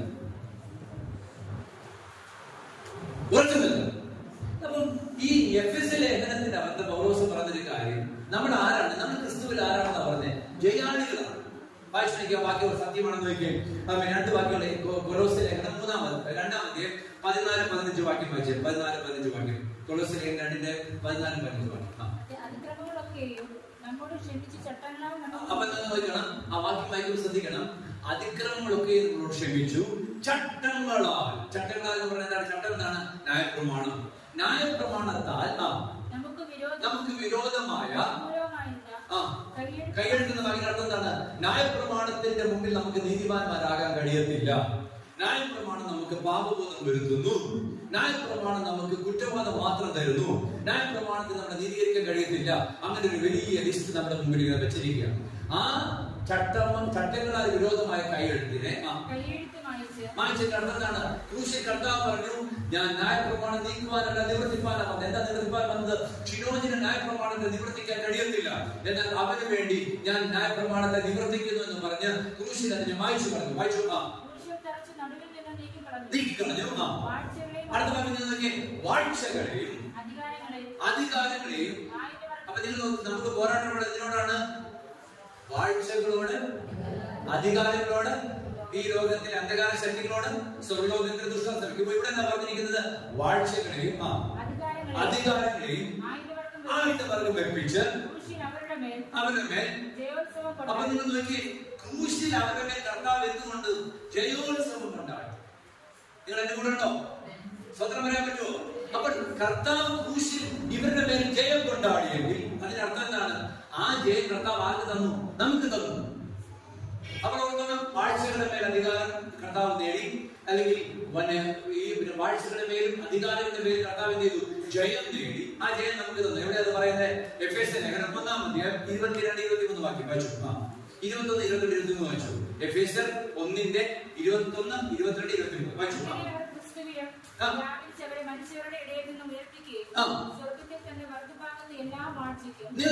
സ്വർഗത്തിൽ അവന്റെ വലതുഭാഗത്ത് എല്ലാ വാഴ്ചയ്ക്കും അധികാരത്തിനും ശക്തിക്കും കർത്തൃത്വത്തിനും ഈ ലോകത്തിൽ മാത്രമല്ല വരുവാനുള്ളതിനും. ശ്രദ്ധിക്കണം, ഞാൻ പെട്ടെന്ന് പോകാൻ കാരണം സമയമില്ലാത്തതുകൊണ്ടാണ്. ഇവിടെ പറഞ്ഞിരിക്കുന്ന കാര്യം എഫേസ്യർ ലേഖനം 1-21 പറയുകയാണ്, 20-21 പറയുകയാണ്, ദൈവം അവനെ ഉയർപ്പിച്ച് എവിടെ ഇരുത്തി എന്നാ പറയുന്നത്? അവൻ സകല വാഴ്ചകളുടെയും അധികാരങ്ങളുടെ മുകളിൽ ഇരുത്തി. ആ വാഴ്ച ഈ ലോകത്തെ മാത്രമല്ല വരുവാനുള്ളതിനും വിളിക്കപ്പെടുന്ന സകല നാമത്തിനും. ആരിരുത്തി പറഞ്ഞേ? അയ്യോ, ഇവരാരും ശ്രദ്ധിക്കുന്നില്ല. ആരിരുത്തി? ഒന്നുകൂടെ വായിച്ച സിസ്റ്റർ. 20 സിസ്റ്റർ പോലും മനസ്സിലാക്കില്ല. വായിച്ചു. എല്ലാവരും ബൈബിൾ നോക്കിയേ പ്ലീസ്. അങ്ങനെ അവൻ, ഞാൻ മുഴുവൻ പറഞ്ഞുതരാം, നിങ്ങൾ കേട്ടോ. അങ്ങനെ അവൻ ആരാണ്? അവൻ മലയാളത്തിന്റെ ഒരു പ്രശ്നമാണ്. അവൻ എന്നൊക്കെയാണ് നമ്മൾ പരിശുദ്ധാത്മാവിനെ വിളിക്കുന്നത്. അവൻ ആരാണ് അവിടെ? പരിശുദ്ധാത്മാവ്. ആര് വ്യാപരിച്ചു? ക്രിസ്തു. ആരാണ് അവൻ അവിടെ? യേശു. പരിശുദ്ധാത്മാവ് യേശുവിൽ പ്രവർത്തിച്ചു. ആരാണ് യേശുവിനെ മരിച്ചവരിൽ നിന്ന് ഉയർപ്പിച്ചത്? പരിശുദ്ധാത്മാവ്. അതെവിടെ? മറ്റൊരു ഭാഗത്ത് പറയുന്നേ, റോമർ 8:11. യേശുവിനെ മരിച്ചവരെ വായിക്കണ്ട. യേശുവിനെ മരിച്ചവരുടെ ഇടയിൽ നിന്ന് ഉയർപ്പിച്ചവന്റെ ആത്മാവ് നിങ്ങളിൽ വസിക്കുന്നു. അപ്പോൾ വായിച്ചു തന്നെ. തന്റെ ദൈവം പിതാവിന്റെ വലതുഭാഗത്ത് എല്ലാ വാഴ്ചയ്ക്കും. നിങ്ങൾ ശ്രദ്ധിക്കണല്ല, എല്ലാ വാഴ്ചയ്ക്കും അധികാരത്തിനും ശക്തിക്കും കർത്തൃത്വത്തിനും ഈ ലോകത്തിൽ മാത്രമല്ല വരുവാനുള്ളതിനും വിളിക്കപ്പെടുന്ന സകല നാമത്തിനും അതിന്റെ മീതെ ആരിരുത്തി? യേശുവിനെ ആരിരുത്തി? പരിശുദ്ധാത്മാവ്. എന്റെ കൂടെ ഉണ്ടോ? ഉണ്ട്. ഓക്കെ, ഇരുത്തി. ആരുടെ കർത്തിയിലാക്കി? യേശുവിനെ. ഞാൻ ഇത് ചോദിക്കുന്ന കാര്യം പണിയല്ലേ, കാരണം ഇവരാരും ശ്രദ്ധിക്കുന്നില്ല. കൂടെ യേശുവിനെ കർത്തിയിലാക്കി. ആരെ തലയാക്കി? ക്രിസ്തുവിനെ. എല്ലാറ്റിനും എല്ലാം നിറയ്ക്കുന്നവന്റെ നിറമായിരിക്കുന്ന അവന്റെ ശരീരമായി സഭയ്ക്ക് കൊടുക്കുകയും ചെയ്തിരിക്കുന്നു. അപ്പൊ അവന്റെ ശരീരം ആരാ? അവന്റെ ശരീരം ആരാ? സഭ. സഭ എന്ന് പറഞ്ഞാൽ ആരാ? നമ്മൾ. അപ്പോൾ കർത്താവിനെ നിങ്ങൾ ശ്രദ്ധിച്ചാൽ, പെട്ടെന്ന് ശ്രദ്ധിച്ചു നോക്കിയേ, പിതാവായ ദൈവം പരിശുദ്ധാത്മാവിനാൽ യേശുവിനെ മരിച്ചവരിൽ നിന്ന് ഉയർപ്പിച്ച് എല്ലാ അധികാരങ്ങളുടെയും വാഴ്ചകളുടെയും നാമങ്ങളെ മേലെ ഇരുത്തി ആ അധികാരവും നിറവും ആർക്ക് കൊടുത്തു? നമുക്ക് സഭയ്ക്ക്. ഒന്ന് പറമക്കളെ, ആർക്ക് കൊടുത്തു? സഭയ്ക്ക് കൊടുത്തു. അപ്പൊ നിങ്ങൾ ആരായിരുന്നു? സഭ. ഈ സഭയ്ക്ക് ദൈവം തന്നിരിക്കുന്ന അധികാരം ഏതാ? യേശുവിന് ഏത് അധികാരമാണ് പിതാവ് സ്വർഗത്തിൽ കൊടുത്തിരിക്കുന്നത്? ആ അധികാരവും നിറവും ആർക്ക് കൊടുത്തിരിക്കുന്നത്? അത്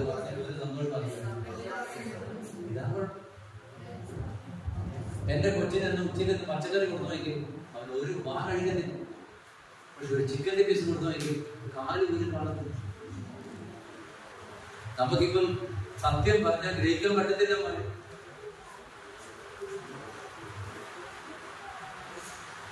ആഗസ്റ്റ് മാസം 15-ാം തീയതിക്കുള്ളിൽ അപ്പത്തേക്ക് അവൻ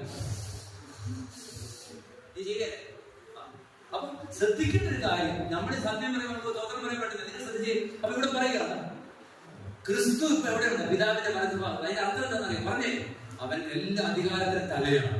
കർത്താവ് എന്തെന്നറിയാമോ? ഈ അധികാരവും ഈ നിറവും ആർക്ക് കൊടുത്തു? നമ്മളത് വിശ്വസിക്കുന്നുണ്ടോ? ഇല്ല. അതുകൊണ്ട് നമുക്ക് അയ്യോ കർത്താവേ, അയ്യോ പിശാചിനെ കുറിച്ച് പറയരുത്, എനിക്ക് പേടിയാണ്. ക്രിസ്തുവിന്റെ നിറവിലാണ് ദൈവസഭ. ഏത നിറവ്? അതാണ് ദൈവം കൊടുത്തിരിക്കുന്ന ജയം. ദൈവം കർത്താവ് സകല നാമങ്ങൾക്ക് മീതെ അവനെ ദൈവ സ്വർഗത്തിൽ ഇരുത്തിയിട്ട് എത്തി എന്നാ പറഞ്ഞേ. ആ അധികാരവും ആ നിറവും ആർക്ക് കൊടുത്തു? പറഞ്ഞേ, സഭയ്ക്ക് കൊടുത്തു. നിങ്ങൾ വായിച്ചാൽ മതി വാക്യം 23. അധികാരത്തിനും ശക്തിക്കും കർത്തൃത്വത്തിനും ഈ ലോകത്തിൽ മാത്രമല്ല വരുവാനുള്ളതിനും വിളിക്കപ്പെടുന്ന സകല നാമത്തിനും അത്യന്തം വിലയിരുത്തുകയും സർവവും അവന്റെ കഴുത്തിലാക്കി വെച്ച് അവന് സർവത്തിന് മീതെ തലയാക്കി എല്ലാറ്റിനും എല്ലാം നിറയ്ക്കുന്നവന്റെ നിറമായിരിക്കുന്ന അവന്റെ ശരീരമായ സഭയ്ക്ക് കൊടുക്കുകയും ചെയ്തു. അപ്പൊ സഭയ്ക്ക് എന്ത് കൊടുത്തു? അപ്പൊ സഭ ഇപ്പൊ ആരാ പറഞ്ഞേ? ദൈവത്തിന്റെ ജയത്തിലാണ് ആര് നിൽക്കുന്നത്? സഭ നിൽക്കുന്നത്. അത്ര നിങ്ങൾ കേട്ടോ? അപ്പൊ നോക്കി, ഇപ്പൊ ദൈവം യേശുവിനെ എല്ലാ വാഴ്ചകൾക്കും അധികാരങ്ങൾക്കും കർത്തൃത്വത്തിനും വരുമാനത്തിനും എല്ലാത്തിനും മുകളിൽ ഇരുത്തിയിട്ട് അവൻ എന്ത് ചെയ്തു? അവനെ ദൈവം എന്ത് ചെയ്തു? സകലത്തിന് തലയാക്കി. കുഞ്ഞുങ്ങളെ കേട്ടെ, ശ്രദ്ധിച്ചേ. എന്നിട്ട് പറയാണ്, ആ നിറം ആർക്ക് കൊടുത്തു? അവൻ ദൈവസഭയ്ക്ക് കൊടുത്തു. ഇനി നിങ്ങൾ കൊലോസ്യ ലേഖനം 2:9-10 വായിച്ചു വയ്ക്കാം. അപ്പൊ നിങ്ങൾക്ക് വ്യക്തമാകും. വായിച്ചു. കൊലോസ്യ ലേഖനം 2:9-10 ഒന്ന് വായിച്ചു എനിക്ക് കാല് പിടിക്കാം. വായിച്ചു. ആര് അതിന് ഉത്തരം പറഞ്ഞ ചാടി പറഞ്ഞു, ക്രിസ്തുവിലല്ല ദൈവത്തിന്റെ സർവ്വസമ്പൂർണ്ണത, ഓൾ ഫുൾനെസ് ഓഫ് ഗോഡ്. നിങ്ങൾ ഇതൊക്കെ മനസ്സിലാക്കിയ പിന്നെ നിങ്ങൾ ഒരിക്കലും ഉണ്ടല്ലോ ഈ ലോകത്തിന്റെ ഒരു വേണ്ടന്റെ കാര്യത്തിന് പുറകെ പോകത്തുമില്ല. നിങ്ങൾ പറയും, പാസ്റ്റർ ഇത് സത്യമായിരുന്നെങ്കിൽ ഇത്രയും നാളെ ഞങ്ങൾ കേൾക്കുന്നത് സത്യമല്ല നിങ്ങൾ പറയും എന്ന് പറഞ്ഞ് നിങ്ങൾ ദൈവദാസ സത്യം പ്രസംഗിക്കുന്നതല്ലേ? എനിക്കറിയാം, സത്യം പറഞ്ഞാൽ ഇതാണ് പൗലോസ് പറഞ്ഞത്. സത്യം പ്രസംഗിക്കാൻ ആൾക്കാർ നമ്മുടെ ശത്രുക്കളായിരുന്നു.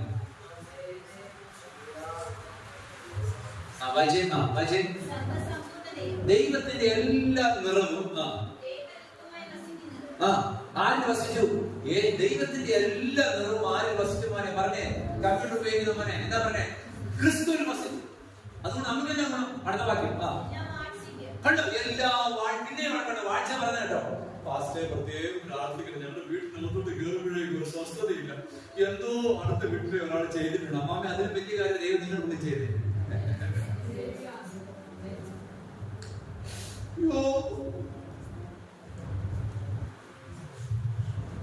ഇത് നമ്മളെ കാണിക്കുന്നത്, ഇത് നമ്മളെ തിരിച്ചറിയാൻ നമ്മൾ ഉറച്ചു നിൽക്കുന്നറിയാം. ഇതറിയോ? ഇത് നമ്മൾ വിശ്വസിച്ചാൽ പിന്നെ നമ്മൾ ഉറച്ചു നിൽക്കണേ. നമുക്ക് എന്താ വേണ്ടത് അല്ലേ? നമ്മുടെ ഇവിടുത്തെ ഒരു ഓർത്തോ ഡോക്ടർ ഉണ്ടല്ലോ, പേര് പറഞ്ഞാൽ നിങ്ങൾക്ക് വിഷമമാണ്. എന്റെ അമ്മയുടെ കൈ ഇവിടുത്തെ ലിഗമെന്റ് പൊട്ടി, അസ്ഥി പൊട്ടിയായിരുന്നു അമ്മ. ലിഗമെന്റ് പൊട്ടി. ഞങ്ങൾ ഈ ഡോക്ടറെ അടുത്ത് പോയി, പേര് വളരെ ഇത് പറയാം. പുള്ളി അമ്മയെ ഒരു കുഴപ്പമില്ല കേട്ടോ, ഇത് ഈ മരുന്ന് കഴിച്ചാൽ മതി എന്ന് പറഞ്ഞു. പുള്ളിക്കാരൻ പെയിൻ കില്ലർ തന്നു. അമ്മ പറയും, ഇതുപോലെ നല്ലൊരു ഡോക്ടർ ഉണ്ടോ? ഇപ്പൊ വേദനയില്ലെന്ന്. അമ്മാമ്മയെ പെയിൻ കില്ലർ കഴിച്ചത് കൊണ്ടാണ് വേദന പോയത്. അവസാനം ഒരു മാസം വേദന ഇരട്ടിയായിരുന്നു. അവസാനം കൊല്ലൂർ ചെമ്മന്തൂരുള്ള ഒരു ഡോക്ടറെ അടുത്ത് പോയപ്പോൾ പുള്ളിക്കാരൻ പറഞ്ഞു, സ്കാൻ ചെയ്യാതെ ഞാൻ ഒന്നും പറയുന്നു. സ്കാൻ ചെയ്തപ്പോൾ ഇവിടുത്തെ ലിഗമെന്റ് പൊട്ടിക്കിടക്കുക അങ്ങനെ. അപ്പോഴാണ് ഈ വിനോദ ഡോക്ടർ പെയിൻ കില്ലർ തന്നിരിക്കുന്നത്.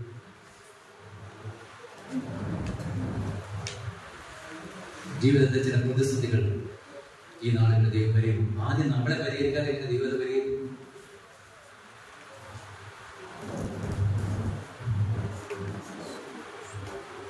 കഴിഞ്ഞ 2 ദിവസം എന്തൊരു ഉണർവാണ്. ഇന്ന് വന്ന പുള്ളി കള്ളു പിടിച്ച് എല്ലാം കെടുത്തി നിങ്ങൾ പറയുന്നത്.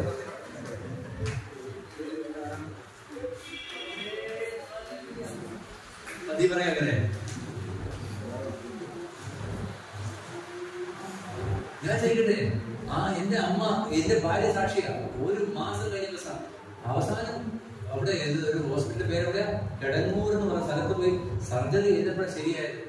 ഞാൻ എപ്പോഴും കാര്യം നിങ്ങളോട് പറയാം, സത്യം പോലെ പ്രസംഗിച്ചാലേ നമുക്ക് എന്തുണ്ടോ. അതുകൊണ്ടല്ലേ ക്രിസ്തു എന്ന തലയോളം വളരണമെങ്കിൽ എന്ത് ചെയ്യണമെന്ന് പറഞ്ഞേ, സ്നേഹത്തിൽ സത്യം സംസാരിക്കണം. അല്ലേ? കറക്റ്റല്ലേ മനെ? നിങ്ങളുണ്ട്. ഞാൻ അവരെ വഴക്ക് പറഞ്ഞില്ലേ, അവനെ വളർത്താൻ പറഞ്ഞില്ല. അവരോട് എന്താ ഞാൻ പറഞ്ഞത്, എന്റെ വണ്ടിയുടെ കീ നീ കൊണ്ടുപോകണം. അത് കേട്ടപ്പോ അവൻ ആശ്വാസം. സ്നേഹത്തിൽ സത്യം സംസാരം എന്ന് പറയണതാ. ഇങ്ങനെ ഇരിക്കലും എന്ന് പറഞ്ഞാൽ അലറാൻ പാടില്ല.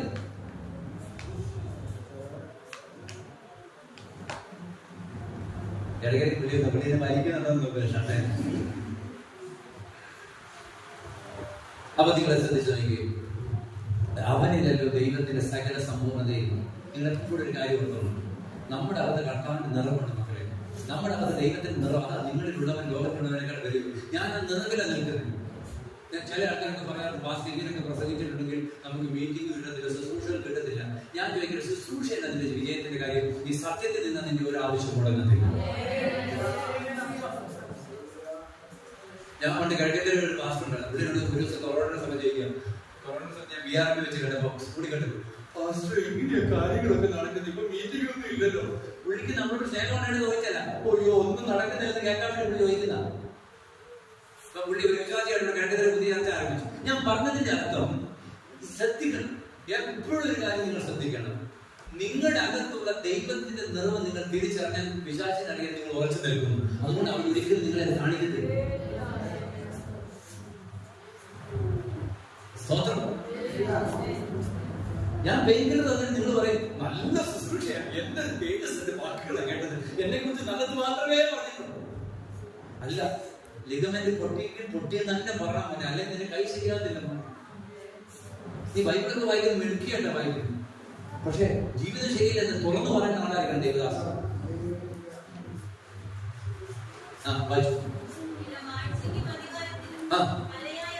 അവന് അപ്പൊ എന്താ ദൈവസഭയ്ക്ക് ദൈവം കൊടുത്തേ? ദൈവത്തിന്റെ നിറവ്, ദൈവത്തിന്റെ പരിപൂർണ്ണ ദൈവസഭയ്ക്ക് കൊടുത്തു. ഇനി നിങ്ങൾ മടങ്ങി വരാം. FS 6:10 വായിച്ചെങ്കിൽ പെട്ടെന്ന് നിർത്താനുള്ള സമയമാണ്. 6:10 വായിച്ചേ. ഒടുവിൽ അപ്പോൾ ഓർക്കണം, പൗലോസ് പറയുകയാണ്, നമ്മൾ എന്തിനാ യുദ്ധം ചെയ്യാൻ പറഞ്ഞേ? നമ്മൾ കർത്താവിൽ നമ്മൾ എന്ത് ചെയ്യണം? നമ്മളെ ദൈവം ജയം തന്നു, നമ്മളെ ദൈവത്തിന്റെ പരിപൂർണ്ണ ദൈവം നിർത്തിയിരിക്കുക. ഈ ദൈവദാസൻ ദൈവം ഈ ദേശത്ത് വിട്ടിരിക്കുന്നത് എന്തിനു വേണ്ടിയാണ്? ദൈവത്തിന്റെ എല്ലാ നിറവോടും കൂടെ നിർത്തിയിരിക്കുന്നത്. പക്ഷേ ഈ ദൈവദാസൻ അത് തിരിച്ചറിയാതെ പറയുകയാണ്. ഇപ്പോ ദേവദാസിയോട് പറയാ, എങ്ങനെ നമ്മുടെ കാര്യങ്ങൾ നടക്കും? ആ പുള്ളിയെ നമ്മള് ദേഷ്യപ്പെടുത്തിയ പിന്നെ ദശാംശം കുറയുമല്ലോ. ഇവിടുത്തെ കാര്യമില്ല, പുള്ളി മുമ്പിൽ സഭയുടെ കാര്യം. നമ്മൾ പറഞ്ഞാൽ പിന്നെ ദശാംശം തന്നില്ലെങ്കിൽ പിന്നെ പിള്ളേരെ 2 പേരെ നമ്മൾ ഇംഗ്ലീഷ് മീഡിയത്തിൽ ചേർത്തും പോയി ഇനി നടക്കത്തുമില്ല. അതുകൊണ്ട് അച്ഛൻ അതൊന്നും പറഞ്ഞ അച്ഛൻ പറഞ്ഞ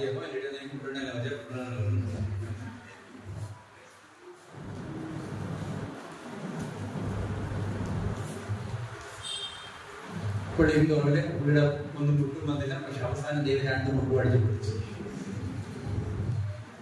ഞാൻ പറഞ്ഞതിന്റെ അർത്ഥം, ഈ യുദ്ധം ജയിക്കാനുള്ള യുദ്ധമല്ല, ദൈവം നമുക്ക് ജയം തന്നിരിക്കണം. നമ്മൾ ദൈവത്തിന്റെ ജയത്തിൽ നിൽക്കുന്നവരാണ്. പക്ഷെ ഒരു കാര്യം നിങ്ങൾ ഓർക്കണം, ഈ ജയത്തെ നിന്ന് നമ്മളെ തട്ടിമാറ്റാൻ എന്ത് ചെയ്യുന്നറിയോ? ഞാൻ നിങ്ങളൊരു ഉദാഹരണം പറയാം. എന്റെ ഓരോവശ്യം ശുശ്രൂഷ തന്നിട്ട് മുടങ്ങി കിട്ടും. എന്റെ ഭാര്യയുടെ ഉണ്ട്. ഞങ്ങളുടെ വന്നപ്പോൾ ഞങ്ങൾ പട്ടിണി കിടന്നിട്ടുണ്ട്, ആഹാരം കഴിക്കാതെ ബുദ്ധിമുട്ടിട്ടുണ്ട്. രണ്ടാമത്തെ കുഞ്ഞ് ജനിക്കാൻ ഹോസ്പിറ്റലിൽ കൊണ്ട് പൈസ ഇല്ലാതെ ബുദ്ധിമുട്ടിട്ടുണ്ട്. എല്ലാം നടന്നിട്ടുണ്ടെങ്കിലും ഒരു കാര്യം മുടങ്ങിപ്പോയിട്ടുണ്ട്. എപ്പോഴും നിങ്ങൾ ദൈവത്തിന്റെ നിറവിൽ നിൽക്കുന്നവരാണ്. പിശാചിനോട് പറയും, നീ അങ്ങനെ ചെയ്തില്ലെങ്കിൽ നിനക്കൊരു നിറവ് ഉണ്ടാകുന്നവരാണ്. അപ്പൊ പിശാചിനോട് നിങ്ങൾ പറഞ്ഞാൽ, എന്റെ കർത്താവിന്റെ നിറവിൽ ദേശത്ത് നിർത്തിയിരിക്കുന്നത് എന്റെ ഒരു ആവശ്യം കൊടുക്കുവാൻ അനുവദിക്കുന്നില്ല. എന്റെ ഏത് പ്രതിസന്ധിക്കകത്തും അവന്റെ ജയോത്സവമായി നടത്തുന്ന ദൈവമാണ് എന്ന് പറഞ്ഞാൽ അവന്റെ നാമത്തിൽ ഹല്ലേലൂയ പറയുക. യേശുവിന്റെ നാമത്തിൽ. നിങ്ങൾ എപ്പോഴും ഒരു കാര്യം ഓർക്കുക, നിങ്ങളുടെ പൊസിഷൻ നോക്കണം. നിങ്ങൾ ആരാണ് നിങ്ങൾ തിരിച്ചറിയുന്നത്? അതാണ് നിങ്ങളുടെ ജയം. മക്കളെ, നിങ്ങൾ ആരാ? മോൻ ആരാ? പറഞ്ഞേ പേര് പറയും. നിങ്ങൾ ആരാ? ക്രിസ്തുവിൽ ആരാണ് തിരിച്ചറിയുന്നത്? ക്രിസ്തുവിലാണ് തിരിച്ചെത്തണം. അതും നമ്മൾ ചെയ്യാം. സ്വതന്ത്രം. ഞാൻ ഇന്ന് രാവിലെ ഇവൻ റെഡിയാവാൻ താമസിച്ചു. പിന്നെ ഭയങ്കര വഴക്ക് പറയാം, റെഡിയാവണം. വഴക്കൊക്കെ പറഞ്ഞ കുറച്ചിട്ട് ഞാൻ ഷർട്ട് വേണ്ട ഓടി വരിക, ഇതൊന്ന് തേച്ച് തരണം.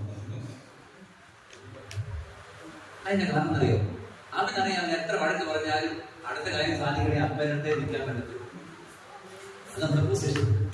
അതുകൊണ്ടല്ലേ നിങ്ങൾ ശ്രദ്ധിച്ചു നോക്കി, നമ്മൾ ഈ കർത്താവിന്റെ ആയിട്ട് അതുകൂടെ പറയാ. ഉടനെ അവനോട് വന്നിട്ട് അവന്റെ ചേച്ചി എന്ന് പറയാ, എടാ നിന്റെ അപ്പൻ നിന്നെ വഴക്ക് പറഞ്ഞല്ലേ, നീ മേലെ പുള്ളിടത്ത് പോകല്ലോ കേട്ടോ എന്ന് പറഞ്ഞാൽ അവൻ എത്ര പരാജയമാണ്. ഒരു കാര്യമുണ്ട്, എന്റെ അപ്പൻ എന്നെ വഴക്ക് പറഞ്ഞാലും അപ്പൻ എന്നെ സ്നേഹിക്കുന്നത് കൊണ്ട് അപ്പന്റെ കൂടെ നിന്നാലേ എനിക്ക് ജയമുള്ളൂ. നിങ്ങൾക്കറിയാവോ, ഞാൻ നിങ്ങളുടെ കാര്യം പറഞ്ഞിട്ട് മനസ്സിലാകും. ഈ 2 കൊരിന്ത്യർ ലേഖനം 8-ാം അധ്യായത്തിന് 9-ാമത്തെ വാക്യത്തിൽ വായിച്ചതിന് വേണ്ടി നമുക്ക് ദൈവം ജയം ഇവിടെ പറയുന്നത് 2 കൊരിന്ത്യർ 8:9.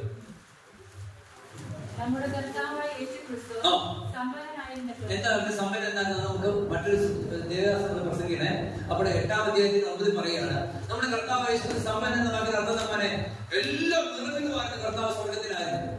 നീ നിങ്ങളെല്ലാവരും സ്വന്തം പറഞ്ഞേ കൂടെ കർത്താവ് സ്വർഗത്തിലേക്ക് ഞാൻ വസിച്ചേ അങ്ങനെയാണ് ചോദിച്ചത്. നിങ്ങൾ കേട്ടിട്ടുണ്ടോ? ചില ആൾക്കാർ ഞാൻ ഈ പറയുന്നതെല്ലാം പുള്ളി ഭൗതികകാര്യം മാത്രം പറയണേ. ഞാൻ അങ്ങനല്ല. നിങ്ങൾക്ക് കാര്യം കൊടുത്തു, ദൈവത്തിന്റെ നിറവിൽ നിങ്ങൾ വന്നു കഴിഞ്ഞാൽ പിന്നെ നിങ്ങൾ ഒരു ആവശ്യം മുടങ്ങത്തില്ലെന്ന് വിശ്വസിക്കുന്നതാണ് ഞാൻ. പക്ഷെ പിശാച് എന്ത് ചെയ്യുന്നറിയാവോ? ഈ നിറവിൽ വരാതെ നിങ്ങളെ തന്നെ എന്ത് ചെയ്യും? നിറമുള്ളവരാക്കി മാറ്റും. ഞാൻ പറയാം, എന്നോട് സ്വന്തം പറയാൻ പറ്റുമോ? എന്താ ഏതെങ്കിലും ചെയ്തത് മോനെ? പിശാച് എന്താ വന്ന ആദാമിനോട് ഹവ്വയോട് പറഞ്ഞെന്താ പറഞ്ഞേ? നിങ്ങൾ എന്ത് ചെയ്യും? നിങ്ങൾ ഇത് തിന്നു നോക്കും, പിന്നെ നിങ്ങൾ ദൈവത്തെ പറയാം, പിന്നെ നിങ്ങൾക്ക് ദൈവത്തെ വേണ്ട. ദൈവത്തെ പോലെ ആയ നിങ്ങൾക്ക് ദൈവത്തെ വേണം. അതാണ് സെൽഫ് സഫിഷ്യൻസി, സ്വയം പര്യാപ്തത. പിള്ളേർ 2 പേരും അയർലൻഡ് ഒരു മാസം കഴിച്ച് ഞാൻ പോയപ്പോ പറയാം, പിള്ളേർ 2 പേര് അയർലൻഡിൽ പോകുന്നത് വരെ പുള്ളിക്കാൻ ഒരു മാസം പ്രാർത്ഥന മുടക്കത്തിലാണ്. 2 പേര് അയർലൻഡിൽ പോയി പുള്ളിക്കാൻ വീടിൽ പോയി. അതിനാണ് നമ്മൾ ഉപസിക്കുന്നത്. അതുപോലെ നീ കൃപയിക്കാൻ വേണ്ടി നീ ഉപസിക്കുന്നു. സ്വതന്ത്രം പറയാൻ നീ സ്വതന്ത്രം പറയല്ലേ. ഞാൻ ഇത്രയും നാളത്തെ അനുഭവം വെച്ചിട്ട് എന്റെ ഹൃദയം തുറന്നാ പ്രസംഗിക്കുന്നു. പ്രസംഗത്തിന്റെ ശൈലി എന്ന് കാണുക ചിലപ്പോൾ പണ്ടറാണെന്നുള്ളതുപോലെ ലോകത്തിന്റെ നാനാ ഭാഗങ്ങളിൽ കൂടെ കടന്നു പോകുന്ന ആവശ്യം. അങ്ങനെ സാഹിത്യം പറയാൻ എനിക്കറിയാം. എനിക്കിങ്ങനെ പ്രസംഗിക്കാൻ അറിയാം. പൗലോസിനെ നിങ്ങൾ വിളിച്ചോട്ടെ, പൗലോസ് ഇതിനുപോലും നന്നായിട്ട് പ്രസംഗിക്കുന്നില്ല. അതിനും മോശമാണ് പൗലോസിന്റെ വാക്കുകൾ. വായിച്ചേക്ക് 2 കൊരിന്ത്യർ 10:10. 2 കൊരിന്ത്യർ 10:10 വായിച്ചേക്ക്. പൗലോസ് എത്രത്തോളം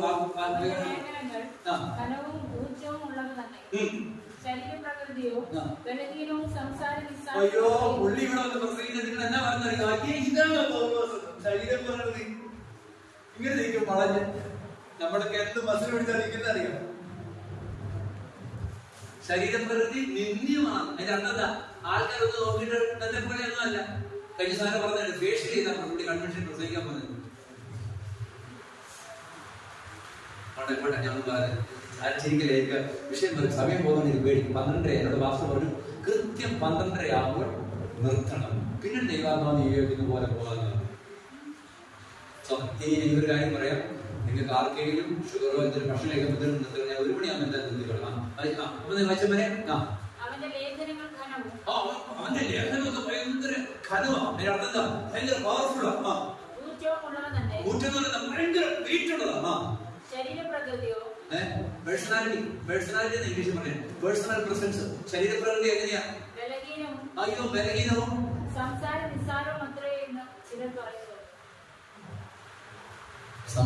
നിസ്സാരം അല്ലെങ്കിൽ നിന്ദ്യം. എന്താ ഇതിന്റെ അർത്ഥം അറിയാം മക്കളെ? ഇവിടെ പറയാ. അപ്പോൾ ഇവിടെ പൗലോസ് പറഞ്ഞൊരു കാര്യം നിങ്ങൾ ശ്രദ്ധിച്ചു നോക്കിയേ.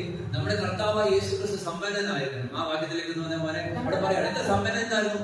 കർത്താവ് ഏത് രീതിയിലാണ് സമ്പന്നൻ? ദൈവത്തിന്റെ എല്ലാം നിറഞ്ഞു ജീവിച്ചവൻ അല്ലെ? നിങ്ങൾ ആ വാക്യം എഴുതി വെച്ചാൽ മതി. ഫിലിപ്പിലെ 2:6 എന്താണ്? അവൻ ദൈവരൂപത്തിൽ ഇരിക്കെ ദൈവത്തിന്റെ സർവത്വം മുറുകെ പിടിക്കാതെ. ഇപ്പൊ ഞാൻ ഓർക്കണം, ആ നിറമെന്ന വിഷയം വിട്ടുപോകരുത്. ഫിലിപ്പിലെ 2:6 വായിച്ചോ. ഇത് വായിച്ചോ. സമ്പന്നനായിരുന്നു. എന്താ അവൻ ശൂന്യമായി. അപ്പൊ നിങ്ങൾ എന്നെ കൂടെ ഒന്ന് പറഞ്ഞേ, യേശു ക്രിസ്തു എല്ലാ നിറവിലും നിറഞ്ഞവനായിരുന്നിട്ടും അവന്റെ ശൂന്യതയാൽ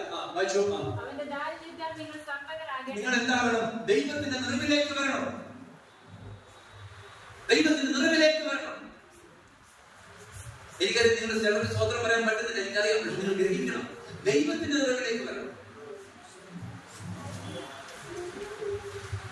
ദൈവത്തിന്റെ നിറവ്. എന്റെ ദൈവത്തിന്റെ നിറവ്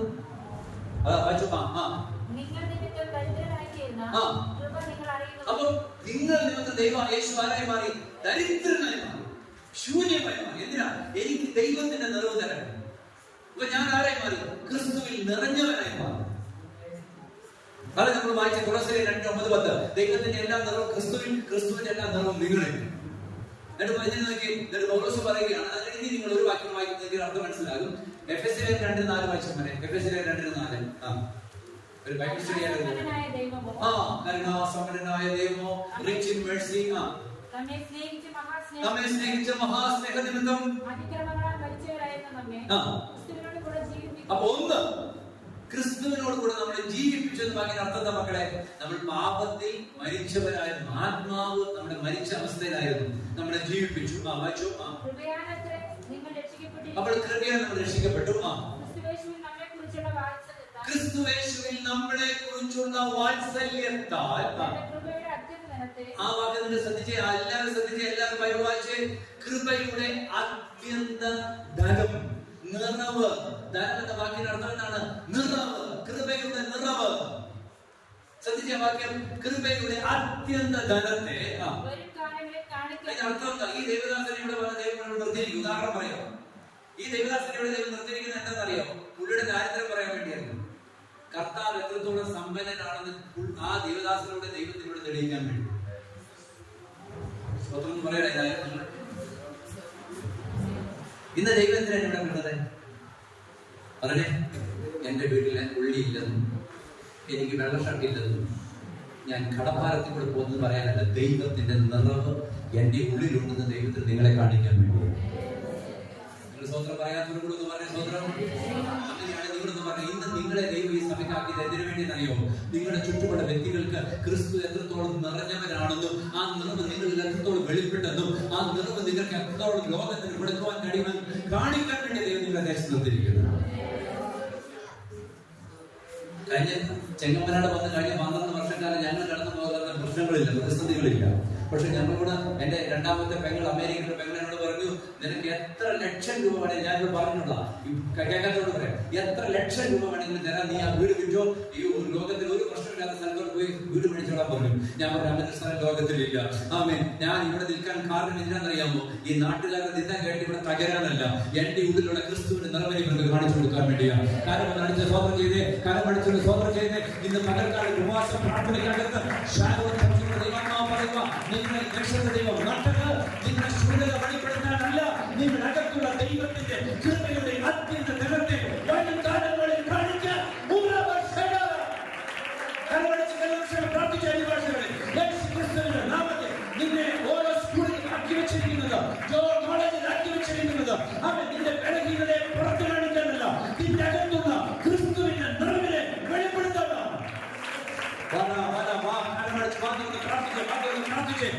ഈ ഉപവാസം പ്രാർത്ഥനയ്ക്കകത്ത് നിന്റെ അകത്തുള്ള ക്രിസ്തുവിന്റെ നിറവ് ദേശത്ത് വെളിപ്പെടട്ടെ.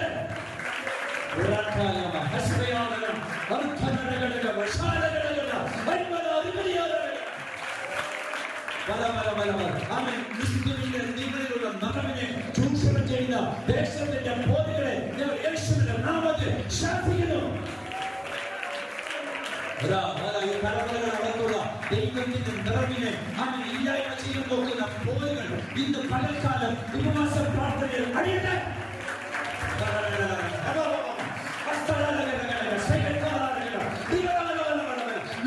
ലോകത്തിലേക്ക് ഇവരെ വലിച്ചഴച്ച് ഇവരകത്തുള്ള ക്രിസ്തുവിന്റെ നിറവിനെ ഇല്ലായ്മ ചെയ്യുന്ന ബോധകൾ അഴിഞ്ഞു പറയുന്നതാണ്. സ്വീകരിച്ചു. ഒരു പട്ടണത്തിൽ നിന്ന് നൃത്തത്തിൽ എന്ന് പറഞ്ഞ് അവർ അടുത്ത പട്ടണത്തിലേക്ക് നിങ്ങൾ ഓടിക്കാൻ നോക്കുന്ന ബോധകൾ നിങ്ങളുടെ നിറവിനാൽ ഇല്ലായ്മയായി മാറും. നിന്നോട് പോരാടുന്നവരെ നീ അന്വേഷിക്കും, നീ അവരെ കാണുകയില്ല. കാരണം നിന്റെ ഉള്ളിലുള്ള ക്രിസ്തുവിന്റെ നിറ